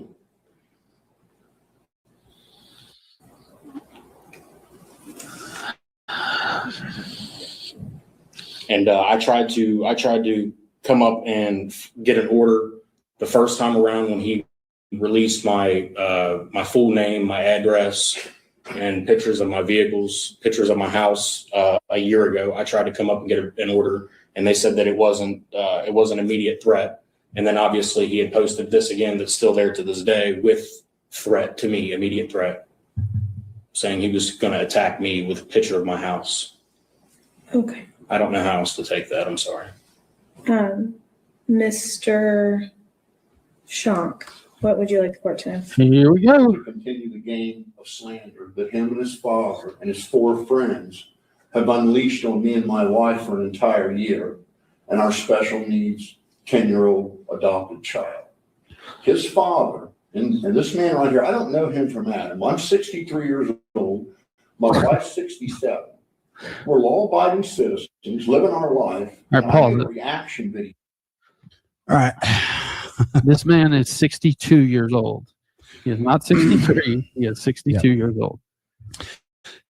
He is definitely 62 years old. He will not be 63 until April. Correct. And you notice he says, I don't know this man from Adam, all that stuff. He's going to contradict himself later. And you see the way he spins this to a judge, right? And immediately, now I know that there's a lot of people that are in here that remember the old school PBR shit. Okay. I'm bullying the bullies. They're not ready for me and all this shit. And you'll cower and you'll shake and you'll run like a little girl and all that shit. Remember that. This right? fucking faggot said.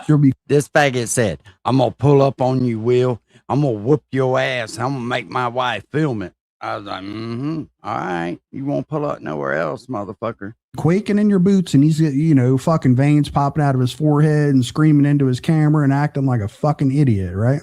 Remember that. Now, when we get to the real world, now this piece of shit, this scuzzy little bitch right here, right? He's going to hide behind his wife, who's 67, and a 10-year-old special needs child. Somebody in the chat saying 69, but no. I think she's 60. She may be. I might trust Damn Yankee on that. She may be right on that. He's claiming 67. Either way, immaterial. I know his ass is 62. Oh no, most definitely. Don't know enough about Candy. Don't give a fuck about Candy. Don't care at all. In this whole bullshit. So he tries to spin this right now. He knows he's going into this deal having made the website guilty of what he's done. Right? He knows he's guilty. He actually. I'll be honest with you. The only thing that I just didn't want to get in trouble, man. I done been to prison twice. and it's all been for violent shit. Anything I've ever been locked up for has been violent. The last thing I want to do is go in front of a judge over something violent, over some stupid shit. You know what I mean? Now, if it's important, fucking let it roll. But over something stupid, under oath. He knows that he admits to doing it under retaliation. But I just want to point out how fucking cowardly this piece of shit is. He initiated all this, and he's going to show you exactly where he initiated it, contradicts himself when he did it and how he did it. And now he's a fucking elderly couple with special needs kids and shit. I mean, I know it's been danced around and nobody can ever prove it. Is there a kid in that house? Don't know. Don't really know. I mean, what I know about him and the amount of lies that this dude tells regularly, probably not, because he spoke about the child in a way because it was a financial flex to him. Yeah, this was a source of income, and this is why he was out there trying to tell people about it. Like it was some kind of accomplishment of his. Anyway, I don't fucking know, and I don't really care. But just to frame this, now he's had a hell unleashed on him. He's 63 and his wife's 67, and they have a 10-year-old special needs child. This is the shit he says. Now, how many videos have you seen me do about fucking Candy? Zero. I ain't done any. I don't give two fucks about Dog the Bounty Hunter. It doesn't matter to me. I don't like this psychopath targeting my fucking family with his bullshit. This dude's the one I got the problem with. This dude, I don't give a flying fuck about her. Don't say anything about her. Don't really give a flying fuck about anything. Unleashed to hell on her. Now listen to the fucking lies that this dude comes with after this. It's crazy. To a fellow named Ryan Upchurch. A girl went missing in California last year on August 2nd. And this young man appeared on a podcast with Ryan Upchurch, who were talking about that case. And they ended up slandering a bunch of innocent people, accusing them of doing something to this girl. All right. So right there, he says this young man appeared on a podcast. Mm-hmm. All right. He later goes on, and he's already said, I don't know him. Right. I don't know him. And then he says, all right, he appeared on a podcast. So he's telling you the first place he saw him, and now he will tell you that he initiated contact, starting this shit. Yep. And in fact, it was so egregious, there are currently 3 slander cases in the court against Ryan Upchurch for what happened on that podcast that he was on. All right. So anybody know what the third one is? Anyone in the chat at all know what the third one is? I have a guess what it could be, but it's nothing yet. It hasn't been filed yet, right? It doesn't show up on a docket anywhere. Anyhow. So there is 2 cases, right? And he just tells you in his own fucking words, there are 2 cases. Okay. He says 3, there's 2. And he says, for what happened on the podcast that he was on. He didn't say he did it. Yeah. He said for what happened on the podcast that he was on. Didn't say he did it. This judge's head has to be spinning too. She's like, okay, wait a minute. That girl died over here and this running up like fucking what? Yeah, what in the fuck is supposed to, I mean, again, there's a lot of information for her to take in. Again, I know this is the wild, wacky fucking wonderland of crazy shit. But her head is already spinning for sure. Yeah, there's only so much information you can take in, and she's trying to make a ruling here. But again, you can see this bunch of shit this dude brings to the court. Yeah. I made a reaction video to that. I have a YouTube channel. I do reaction videos to celebrities. I do travel videos, that sort of thing. And I made a reaction video to this Ryan Upchurch, a celebrity. I just thought it was so egregious that a celebrity would accuse a bunch of innocent people from a 3 million subscriber platform. And I said to this young man, I said, listen, I see your YouTube name is Power Stroke. I got a Power Stroke. We got a lot in common. You guys realize you could get sued for this? And from okay, so right there, he tells you He saw him on a podcast.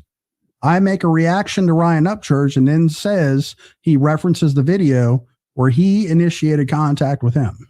Mm-hmm. And then the shit that he claims happened afterwards leaves out all the other shit. The threatening of the job, they you do. know, you're going to fucking always. come to your house and all the other bullshit. The people, everybody that he threatened, right? Piss on your yard. Piss on your fucking mailbox, Right calling your behind job. bed, Spit a hawker on Gonna it. spit on your dear old dad at the gas station.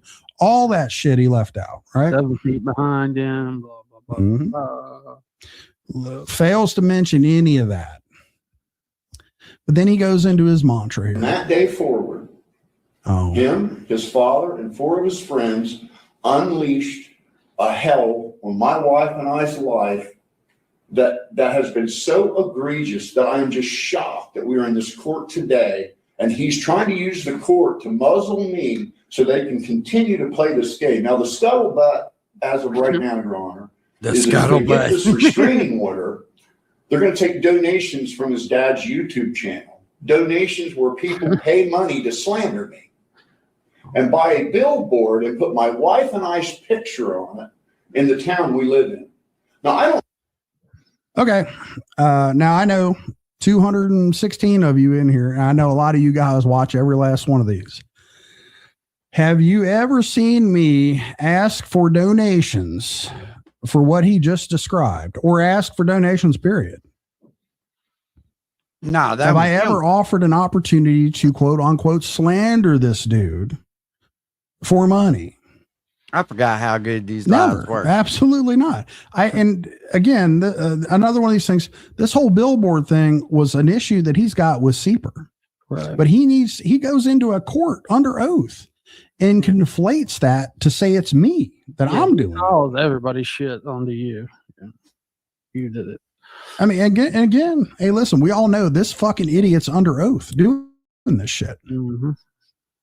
He's under oath doing this shit, and this is the best he can come up with to defend himself and defend his actions.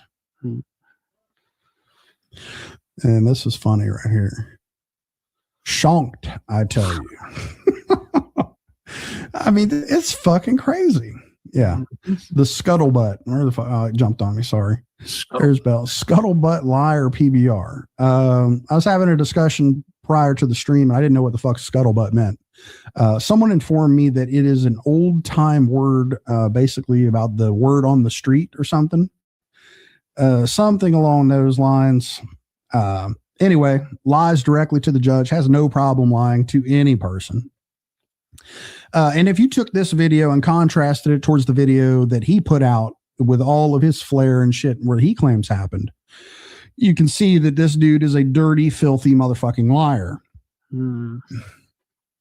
And from this point forward, and I mean all the people that still support him, and you know, I don't know if there's fucking any of them left. I think there's like Native J and fucking Tennessee, whatever the fucking twisted fucking whatever that fucking dude is.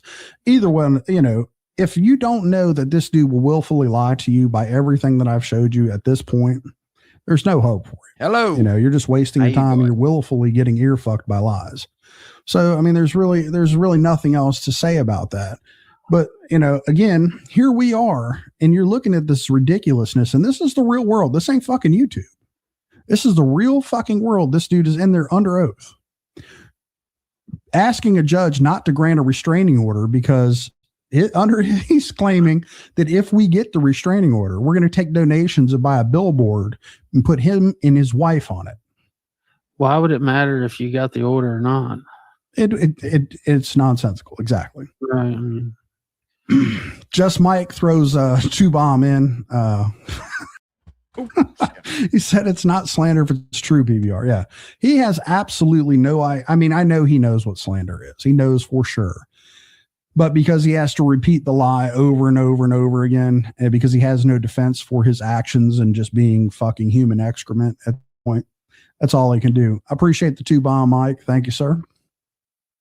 Let's get back into this whirlwind of lies here. I know this young man from Adam. Nope. I wouldn't even know he existed if him, his father, and his 4 friends hadn't unleashed this campaign of hate against me and my wife. All right. So again, he conflicts exactly what he told you. Wow. Right then and there, conflicts it readily. I reached out to him. I got a power stroke. You got a power stroke. Hey, you can get sued for this. I saw you on Ryan Upchurch's podcast. I wouldn't know this guy from Adam if they didn't launch a campaign of hate on me and my wife. It's like, like how in the fuck is the judge supposed to keep up with this? It's crazy.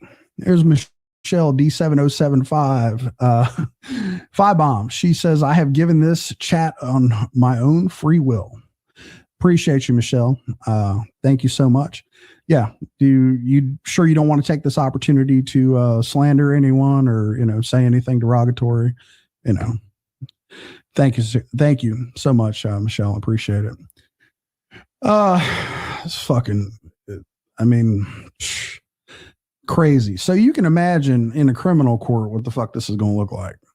I have thousands of witnesses to this and several videos. His father created a YouTube channel for the specific purpose to slander me. This young man, the day after I made that reaction video to his celebrity friend, they think this guy's a god and nobody's allowed to say anything.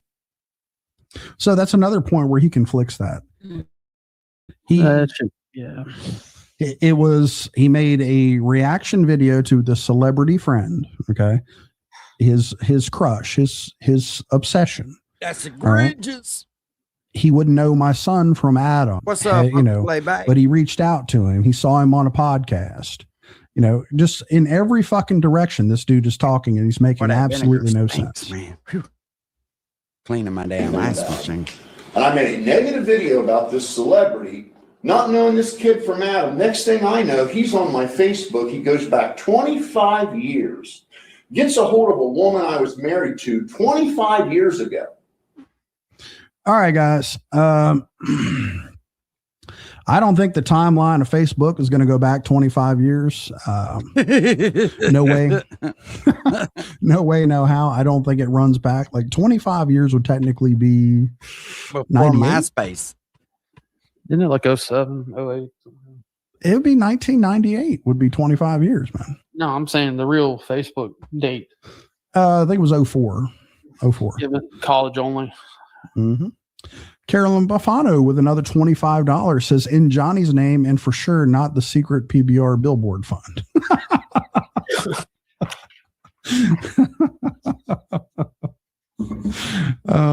See, at least we have a sense of humor about the shit. Thank you so much, Carolyn. I appreciate you, dear. 25, going back 25 years on his Facebook. I don't even know logistically how you can spin that. Yeah. It's claiming that, and damn Yankee, she's here in the chat. Can readily tell you the truth about that. Hey, so Jack Rabbit's gonna have a live here on Instagram. No one went and found her. 73 minutes. It's everybody knows this, right? But the judge is hearing this for the first time. He has no problem. No problem spitting these fucking lies out in rapid fire fashion. So, I mean, it's fucking crazy. She says, I contacted Power Stroke. I wanted to protect others from his lies.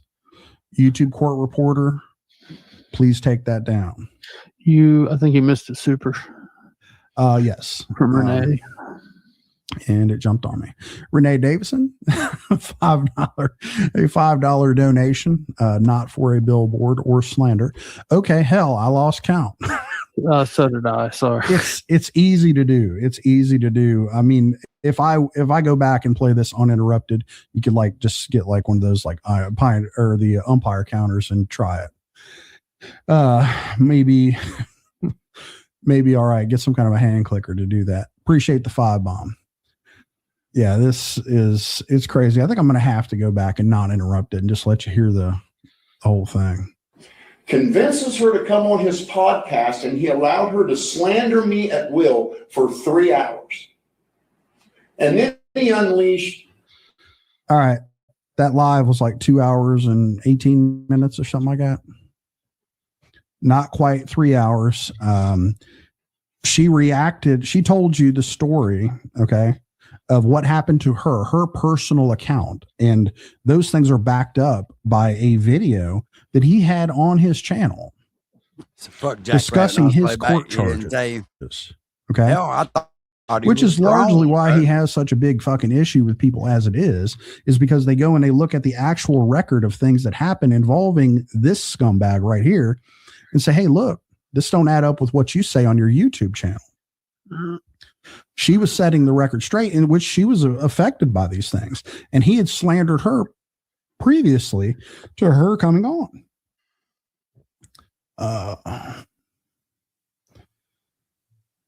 There you go. Damn Yankee says it wasn't slander. Bring it on, bitch. And when she says bitch, she means it. Damn. There's some information about this dude. God, man. Yeah.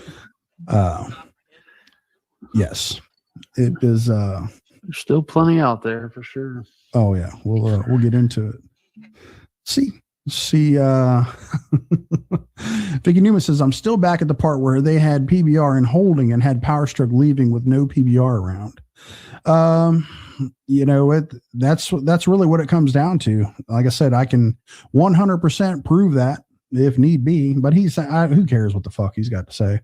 There's all kinds of different stuff out there. There you go. Hashtag justice for Power Stroke. Hashtag Chubby Butt Nation. Definitely.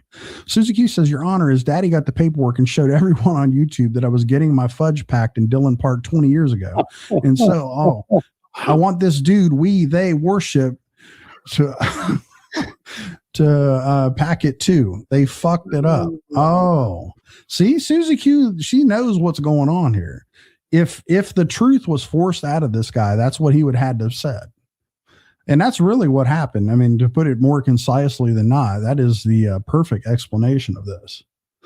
Damn, I thought it was one of the 9-hour lives. Fucking the 8-hour live he's talking about was the time we got to hang out with Mike 12 Point, and it was a good time, man. Rather interesting stuff there. Let's see. KJ says, damn, Yankee's allowed to tell her truth. Who is he to push her around? I was proud of her. Absolutely. Yeah. He does not, does not want anyone who has the truth or dirt on him to be allowed to speak. That's really what this comes down to. He only cares about silencing. You know what? We might go back and revisit that live. The truth when it comes out against him. And that's why he just calls it slander. You know, none of it's slander. It's all the truth. Everything I do, I use your own fucking words, or I go get a goddamn paper from the fucking court and show it to people. That's what the truth is. It's not slander. And like I said, if I slandered you, go ahead and sue me, you fuck stick. Let's see how well that works out for you. Oh, Melly Yellow says PBR and Johnny share the please Ryan look at me playbook. Exactly. Be a fan, be a super fan, become a critical / concerned fan, become a former fan, become a hater fan, become obsessed, crazy stalker fan. Very, very profound, Melly Ellie. Agreed 100%. A whole series of videos called Roundtable Discussions. And there are 5 of those. One of them ran as long as 8 hours. And Your Honor, if you stop that video at any time during that 8-hour period, you'd hear them slandering me. His father hovered over my house in Google Satellite View, gave my full name, full address, telephone number, birth date, and last 4 of my social. They then paid a guy. All right. Anybody remember that live stream or live streams that I did that on? Yeah, Lord. Anybody here recall me ever hovering over his house for 10 hours in Google Earth? No, it was awesome. I've never done it. Never done it. Never given out his address. His full name has been out there. He gave it out. Right. He referenced it. On you, won't a lot of this information came from him when he was talking about his criminal record when he decided to react to someone's video showcasing it. Yeah, the roundtable discussions. Boy, he sounds big mad about those lives.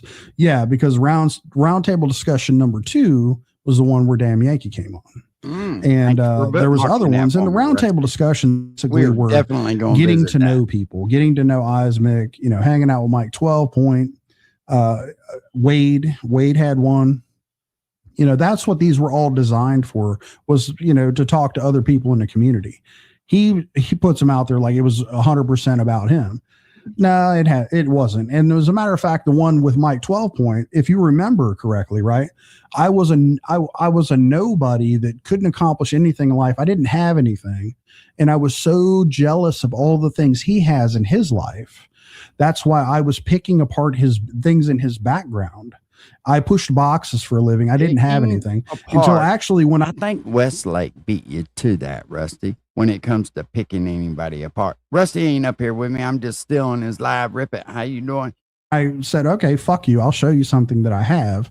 Then I became a one-upper, narcissistic father. Yeah, round table discussion. If you guys recall that fucking shit. Might want to mute one of those, Rich. Yeah. Yeah. The hell are you doing? Yeah. Anyway. So, we had that whole what the fuck? Rich just threw me way off my game. Yes, Poppy Sandwalker says he showed his name on business cards. He put out the paperwork with his name and the minor child's information. He put out the fucking kid's social security number and his and the bank account. He docked somebody's goddamn bank account at that time when he's trying to flex, saying he got the money for that kid. Claiming I did that shit. You did it, dumbass. Again, he'll willfully lie to the judge. Is the fucking point. And I don't know what the fuck happened to Rich Newbuck. Hi, Rich. You good? Yeah. Okay. Are you good? Yeah, I'm good. What the fuck you doing out there? He's bumping one, Rusty. Let him go. I'm good. There you go. Melielli says PBR doxed himself a year earlier when he posted old business cards with his legal name because I was desperate to prove he was some special technician at a dealership. He did that way before. Exactly, Melielli.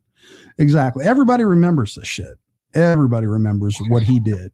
He also doxed his address and said that he fooled everybody because it was a half. Right. Because the sheriff of Nottingham lived in his trailer or something. Right. Yeah, when he was the real estate mogul that had 4 houses and he was renting out the trailer to the retired sheriff of Nottingham. Yeah, and my dog, he said, I blocked anybody. It's simple. You can go to Google and block it out. And my dog posted a video with this dumb motherfucker standing next to his fucking trailer. And who had it blurred out on Google Street. So it's too much to keep up with. I drive 4 hours to the Muskingum County Courthouse in Ohio to get transcripts from my bankruptcy hearing 20 years ago. And his father read it line by line and dissected it line by line. Wait a minute. I thought that shit was fake. Oh, what's up, Uncle Rusty? On a live stream showing all my financial information. Hey, sir, what has he? All right. Yes, sir. What is he doing? Fuck. Where to start on that one? All right. So the Muskingum County Courthouse, right? Nobody drove there to get shit. Nobody drove there to get shit. The things that did come from the courthouse didn't have nothing to do with a bankruptcy. No. Didn't have nothing to do with a bankruptcy, at least not a financial one. A moral bankruptcy, perhaps. He got his bank, but not out. A financial bankruptcy. It certainly wasn't a bankruptcy from 20 years ago.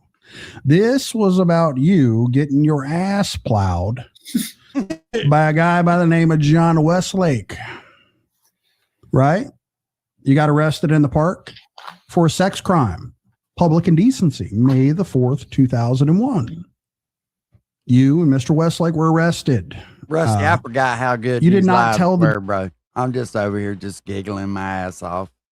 Judge about that. And that's really why you're acting out and doing all this stupid shit, is because you got found out and people proved that your lies were exactly that, lies. The truth came out about you and there was paperwork to support it. And then you're making fake fucking sex websites and doing all this shit. Now your ass is in court and now you're lying to judges under oath and all this shit. These people, there's 222 people in here. They all know what the fuck you did. And you sitting here right here under oath lying to this fucking judge, dude. And which brings me to the next point. I never read the fucking bankruptcy paperwork. I never got around to it. Never did it. Never did it. And I didn't go anywhere to get it. It was handed to me. The shit was absolutely fucking handed to me. Didn't pay nobody to drive anywhere to get anything. I've never spent one fucking dime to get any piece of information on this guy. Not once. I've never downloaded a background check. I've never done any of that shit. You'd be surprised what just comes to you. Yes. There is a lot of people that do not like this motherfucker, and they will willingly give you information about him. Willingly. And I'm talking about hard, concrete information, official information. He calls it slander. It's official paperwork. It's his life. He lived it. But again, he'll tell this judge that I read his bankruptcy paperwork from 20 years ago on a fucking live stream and dissected it line by line when it never fucking happened. Could be foreshadowing, though. Yeah, I'm going to eventually cover it. But very telling. Yeah. I can do that, PBR. I can do it. Rip it. You came up with that. You won't like my analytical breakdown of it.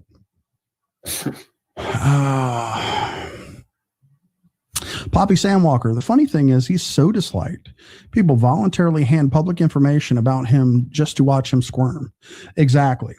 People that were actively involved in his life, his ex-wife, there's all kinds of things. That come about that this dude has victimized people. I mean, there's people in other communities that are coming forward and talking about him. Kenneth, Firewall 5000, this whole story about vlogger heads is coming out on him. All of his past is now coming and catching up with this dude. All of it, the criminal past, the social past, the fucking relationship past, all this stuff. Everything in this dude claims the victim in every scenario. But nothing new with that, right? He don't. I'm not talking about his father. He was there with his father doing it on the channel, right there with his father. I've got videos I can show you. Did you create these websites? I did. In retaliation, I went to the courts. Oh, in retaliation. And then he tells you first, he went to the courts. When Damn Yankee came on and told her side of the story, he went to the courts to try to shut her the fuck up. And they said, no, sir, she can tell her story. There's nothing you can do.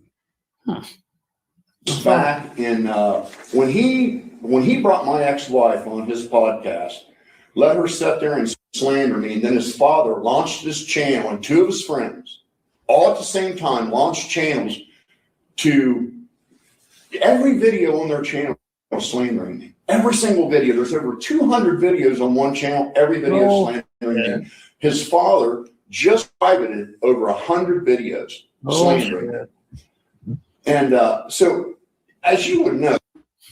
All right. I don't have a fucking 100 videos. Yeah. I don't have 100 of them to private. And shit, they can't all be about you because you just struck them, motherfucker. Right. Well, and I mean, like and as I've stated before, there was 185 days that had passed since I did a live stream about old Dick Nose here. Left him alone with a few warnings to say, hey, listen, you're not going to like the response you get from me. You don't quit fucking around. He was poking around though. Remember, he'd come into the little chat and he'd make his little appearance. Yeah. Yeah, he wanted this back and forth, which goes back to what I said at the beginning of the stream. He was after a back and forth. This is what he wants, but he wants you to stick to his script, which he aptly names The Confines of YouTube. Okay, so I mean, think about this. I'll end up fucking probably doing something else and explaining this more in depth, but when he says you left the confines of YouTube, okay, that means that the story that he's built for himself, the guy that owns all the property on Heskett Street, the guy that owns the eBay store, the guy that's fully retired, the guy that has the fucking flea market booth, the guy that's so successful, the guy with the CUDA, the guy that didn't get fucked in the ass in the park by AI, all that shit, right? The guy that was going to beat up Doug Lindsley because, he wouldn't let Candy put her shirt on. that guy, right? If you stick to the script, which he calls the confines of YouTube, he's more than willing to go back and forth with you. But the minute you leave the confines of YouTube, okay, and tell the truth about him, that he's just a dirty degenerate with a nasty past and a fucking horrible financial record and a horrible record as a father and a husband, and, you know, a dude that's been arrested for domestic violence more times than I can count. You know, all his entire criminal record in the past has been fucking duly fucking noted on here. Once you leave the confines of YouTube, which is also known as his script, then you commit a foul in his eyes. Okay. As long as you stick to the script and you pretend that he is those things, he'll go back and forth with you and he has no problem with it. Yeah. So that's how did he find Power Stroke at first? What do you mean? Like, how did he find Power Stroke at first? Like where he was at, and then ultimately led to finding you. How did all that happen? He grabbed his IP. Right. And that night he was dropping links. He had restarted his computer and he did not have his VPN on. Right. So he grabbed the IP from the link and kind of walked it back to a general area and then started, you know, breaking it down from that section there. But yeah, he's been doing this because he hit him one night from a VPN when he came on his panel and he thought he was in Virginia. Mm-hmm. So, I mean, he was after it from the beginning, and I got all that shit showing it. So again, Dick knows I've been fucking waiting on you for a long ass fucking time, bitch. I've been waiting on a long ass time on you because I always knew we were going to get here. And I told you way back when, man, I'm willing to take this as far as it needs to go. And now you see how serious I am. This is in retaliation. I tried everything. We went to the courts. I was told nothing could be done. I was told unless it got physical. Mr. Schwartz, were there videos that you made regarding Mr. Schonk? Yes, there were previously, but not to the caliber that he's speaking of. I got them right here. Yeah, I mean, this is Okay, I've heard you now. Stop. I'm sorry. You're both under oath. Stop. This is not a family court show. I have to find that there is an intentional threat of sexual contact, serious injury, or death. I don't find that here. What I find is two people who need to go to the county attorney's office and talk to them about the issue. This is a criminal harassment. Stop talking. This is an issue that you all need to speak to your county attorney or to the sheriff to do with stalking, harassment, something. But there's things going. All right. So she started to say this is a criminal harassment case. Okay. He interrupted her. And then she directs them both to the county attorney's office. I'm going to rewind some of this and let it play again uninterrupted and kind of let Rich do his counting thing. But right then and there, she recognizes this as a criminal matter. All right. And she kind of saw this coming, you know, before, but wanted to hear it out. It's a criminal matter. And this is where he starts getting huffy. Going back and forth here, and it's not something that I can issue an order over. I have very limited circumstances, and it's very limited on stalking. And so I don't find that. So I'm going to dismiss the petition, but you both need to go talk to your local county attorneys. And Mr. Schwartz, yours is right across the street, and they will talk to you about this. There's no immediate threat to a picture of my house. Sir, I've made my ruling. Picture of your house. It's 10-hour live stream. Leave, or I will put you in jail if you don't stop talking. I have asked you to stop talking multiple times. It's time to leave. Okay. What did he have to get in there? 10-hour live stream hovering over the house? Hovering over my house in a 10-hour live stream, which differed from the 8-hour live stream that he just talked about. Now, there's something here that's pretty profound, right? That happens here, and it gets real serious, a little more serious than this camera will let you see. But I'm going to play this back right here and watch the bailiff cross on the screen here. In the lower right-hand corner, there's a bailiff's head that comes in. And by the time that ends back to him, he's standing in front of old Shonky Donk with his hand on the table. And the bailiff that's at the rear door is closer to him, coming up behind him. They're getting ready to remove this motherfucker. Yeah, they're on him. They're on him. If he does one more thing, they're arresting him. Watch this shit. Picture of your house. It's 10-hour live stream. Leave, or I will put you in jail if you don't stop talking. Right I've asked there. you to stop There goes talking the multiple times. It's time to leave. There he is, hand on the desk, and the other bailiff was moving forward. So right then and there is where they took him and separated him and put him in that holding cell. So, you know, he conveniently left all that shit out, you know, to kind of give you the gist of all this deal. He was that close to getting arrested because he acts like an asshole in the fucking court. Well, it's the court of YouTube, right? Well, according to him, yeah.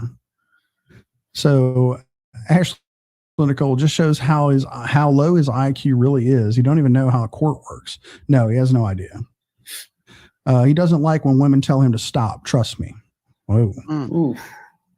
Shady J says he is so histrionic throwing the pen. Yeah, what did he get mad at there when she was talking about that? When she said, you know, basically she was laying out the terms of, you know, she needed to find some immediate threat of sexual danger, sexual assault danger, you know, something along those lines. She had like 3 criteria that she could grant Yeah, this. but why did that make him so upset? Like she's saying it's not there. Like, I think because he was told to shut up. no. Because she stopped him is what happened. Gotcha. Thought he was just gonna run his fucking mouth. Rustone, what's going on? Say, what's up, Sasquatch? He says, Seeper, I left you a message on Instagram. Straight flexing. What are you doing back there in the background, Rich? I can hear some. Pouring a drink from a bigger bottle to a smaller bottle. Oh, okay. I hope so. Yeah. You're on your Chromebook, aren't you? Yes, sir. I can tell because the microphone is very ambient. No, it's not so much hot, but it picks up a lot of things in the background. Very ambient. Yep. Melly Yelly knows what's up. Says that damn Yankee, I can totally get that. He sees women as beneath him, as controllable. How dare this woman not do exactly what he wants her to do? Yeah, he's got some problems with that. Have a good night, Justice Roberts. We will be wrapping it up here shortly. There's Lori's World. He says, are you all proceeding to criminal charges against him? Yeah, it's already in motion, Lori. There's it's still in motion. It is a slow process, but yes, there is criminal stuff going on right now. Just Mike said that's funny, but when there's a temporary restraining order hearing is that is definitely standard. Yeah, it is a little weird though. Joe says it's not a debate tactic. What's going on, Joe? Oh, wash your hands, Rich. Jesus. Oh. Yeah, I mean, one of the problems with these, these TROs, these orders is, I mean, 95% of the time they come out of a family court. Yes. You know, it's typically assault from a family member, something it's like that. People that you're interacting with on a normal, regular basis. Yeah. And granted, it's a very unique situation. I can't even believe I didn't hit the like button. It's not normal to encounter someone then who's again, I am watching it on my other channel, so up as Jim Shank is. Right, this isn't your average everyday garden variety stalker / harasser. This guy is, he's above and beyond. This is a special case. Very above and beyond. So they haven't quite adapted the courts and the system for this kind of shit. Yeah. I mean, everything's just part of a process, This is a really good comment here. She says, Carolyn Bufano says, my count was 36, but wasn't sure how to count the compound lies. Not to mention I'm a little stoned. That's still a pretty good. You're probably really close. I know I'm going to go through and I'm going to let like the last where he starts talking. I'm going to let it play so you guys can get a count without me fucking interrupting it. Mr. Seeper says, Vicky, this is crazy world. You can never carry too many. Seeper is not going to be subject to gun control. Good. He needs to be taken down off of social media. He needs to be taken down off everything. You don't want to know. Jay Johnson said this hearing should have never been in family court to begin with. I agree, but I don't know if they had any other way to handle it. You don't want to know. But it's, as I stated at the beginning of this, it's not like they give you a choice of which court that you kind of go file a report with the sheriff's department, let them know what's going on. They refer you, and it kind of moves from there. So, Sawyer says Wade. Why he keeps coming back over here, I have no idea. He's not trolling anybody but himself. To this day, he still ain't paid Miss Vicky back. He owes the lady $100 fucking. And if that tells you anything about somebody, if you can't pay back $100, something's wrong with you. Different than the story he told. He said he got 3 minutes into his side and they just threw it out. Man, he wears a creepy mask and tries to fucking scare women. That's what he does. Little rewind action here. Neville says, never mind that piece of shit doing what he called a joke using your son's likeness. Yeah, no shit. He's same level as Lucan. That's hard to believe anybody's on the same level as this shit. That's kind of crazy. This was where PBR had tried to put, well, he didn't try, he did. He made up a fake pedophile website and put Power Stroke on there because Rusty bitch slapped him around when that old fuck was on here telling a bunch of lies. Rusty exposed the shit out of him and see he couldn't take it. Oh, the dude was trying to call people's jobs. See, Dan Yankee says TRO is a piece of paper. PBR doesn't possess self-discipline. No, he has no impulse control, which I don't have to tell you that, but this dude's off the fucking chain. Kenneth Dennis, Rusty, can I email you? I did something that you need to watch. Absolutely, Kenneth. RustyTruckDude@gmail.com. And it's a good time, a good segue. If anybody is interested in coming on a panel with me in the future and you want to come up here, I'd love to talk to some people. Email me at rustytruckdude@gmail.com and just give me a heads up on what you want to do, some way to contact you, to get you a link, things like that, what you might want to talk about in the future.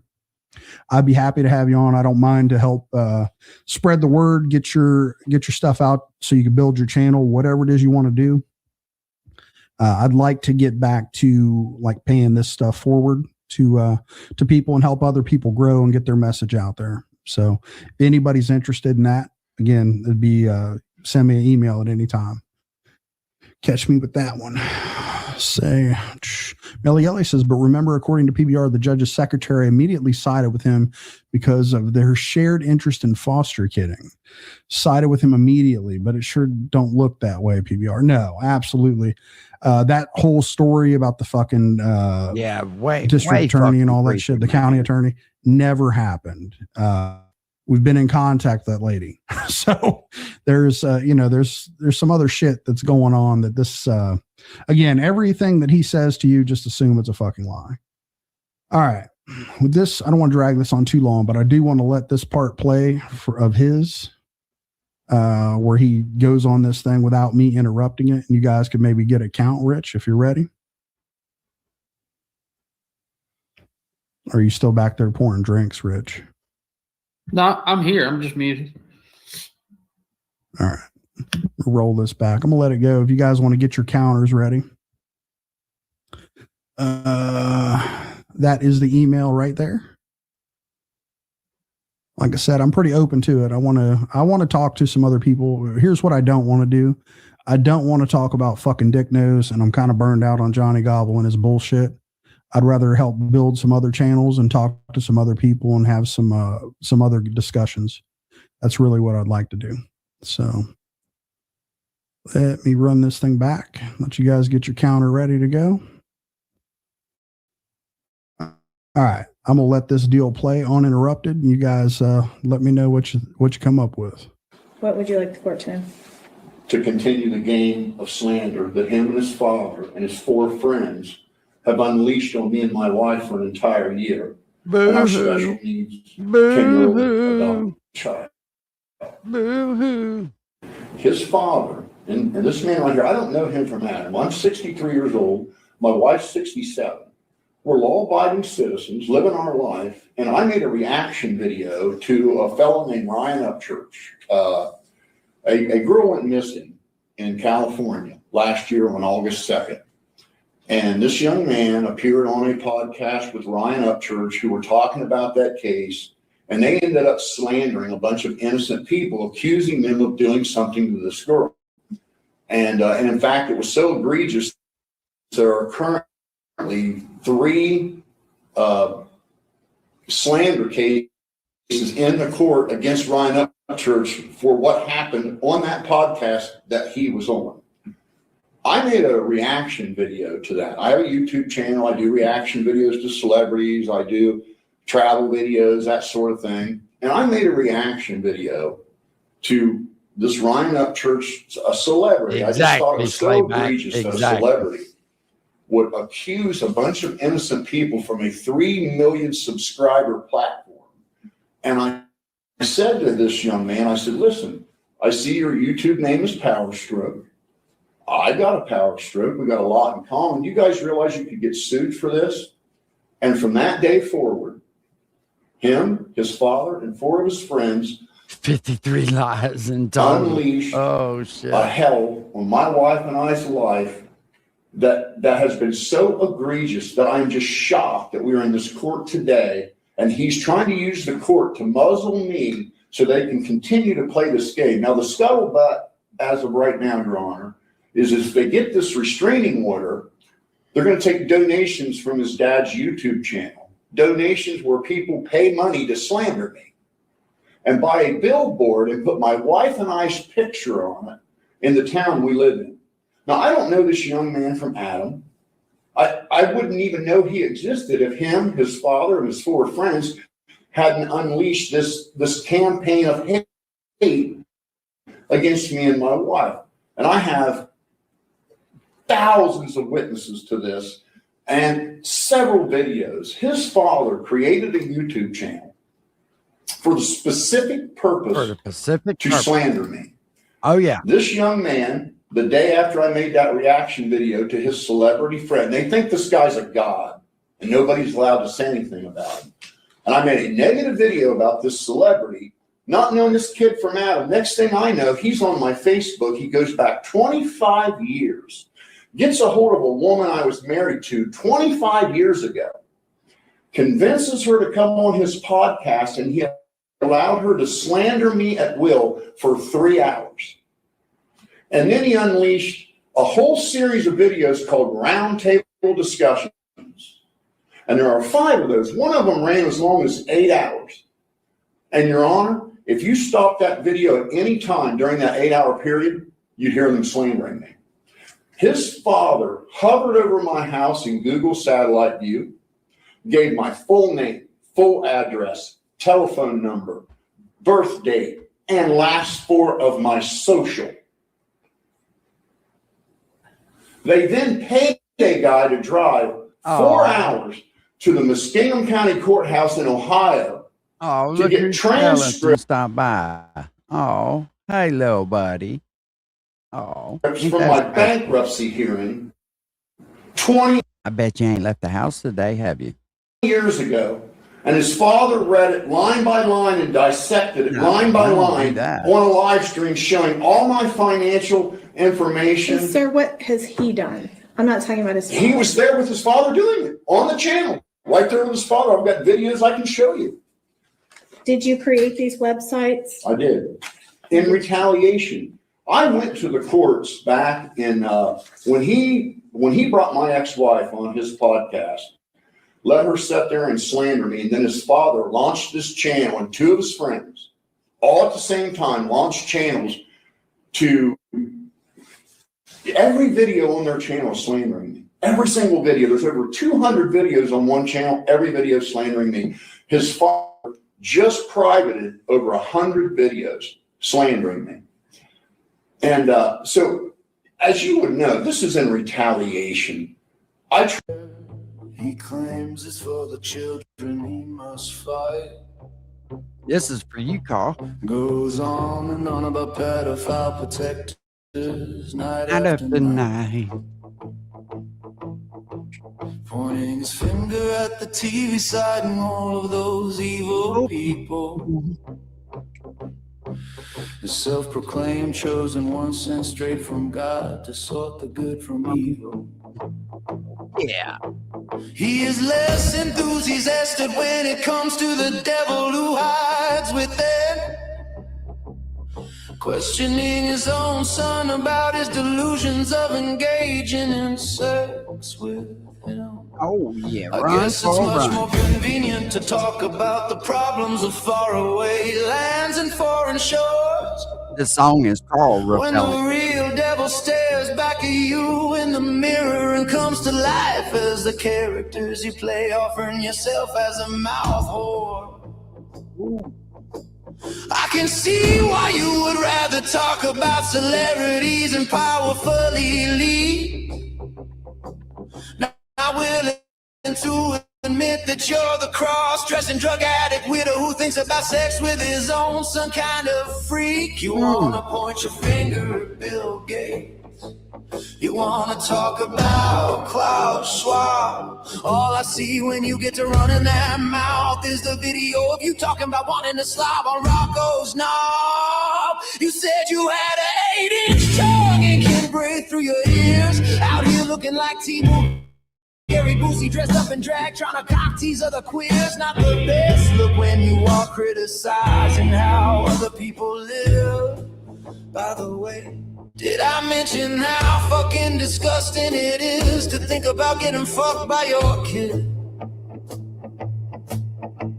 Not sure what to think about the meshy hawk stuck somewhere between pedophile protectors and cruising the internet, offering to choke himself on cock. We have tried to tell him he needs help and he refuses to believe us. He believes he is on a mission from heaven, the chosen one sent down to suck dick for Jesus. He pretends to be genuine when talking to his wife Jo. With Upchurch in his comments, he tells her to Ghost Ranch he must go, pleading his case and claiming this isn't like his fixation with Eminem or Elon Musk. She screams back at him that you and Upchurch are both on drugs, and God isn't gonna choose some weirdo who thinks about getting pounded by his own son. His 16-year-old son stays drunk and routinely pukes on the porch with his daddy whacked out of his mind on shrooms, and his mom fucking the guy next door. Yeah, you wanna point your finger at Bill Gates. You wanna talk about Klaus Schwab. All I see when you get to running that mouth is the video of you talking about wanting to slob on Rocco's knob.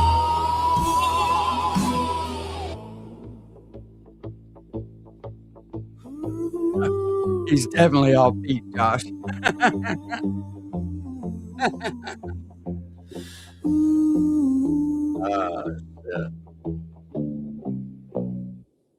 He just couldn't help himself, could he? Uncle Will, you're not talking about me, damn it. I can't have a day. Oh, Uncle Will, please talk about me. Fucking weirdo. Go get some help, boy. All right, Jack Rabbit's going to be live at 4:30. I will see y'all over there. Y'all have a good day. I appreciate you hanging out with me. Carl, get your finger out of your ass. Stay out of your son's room at 3 a.m. Peace.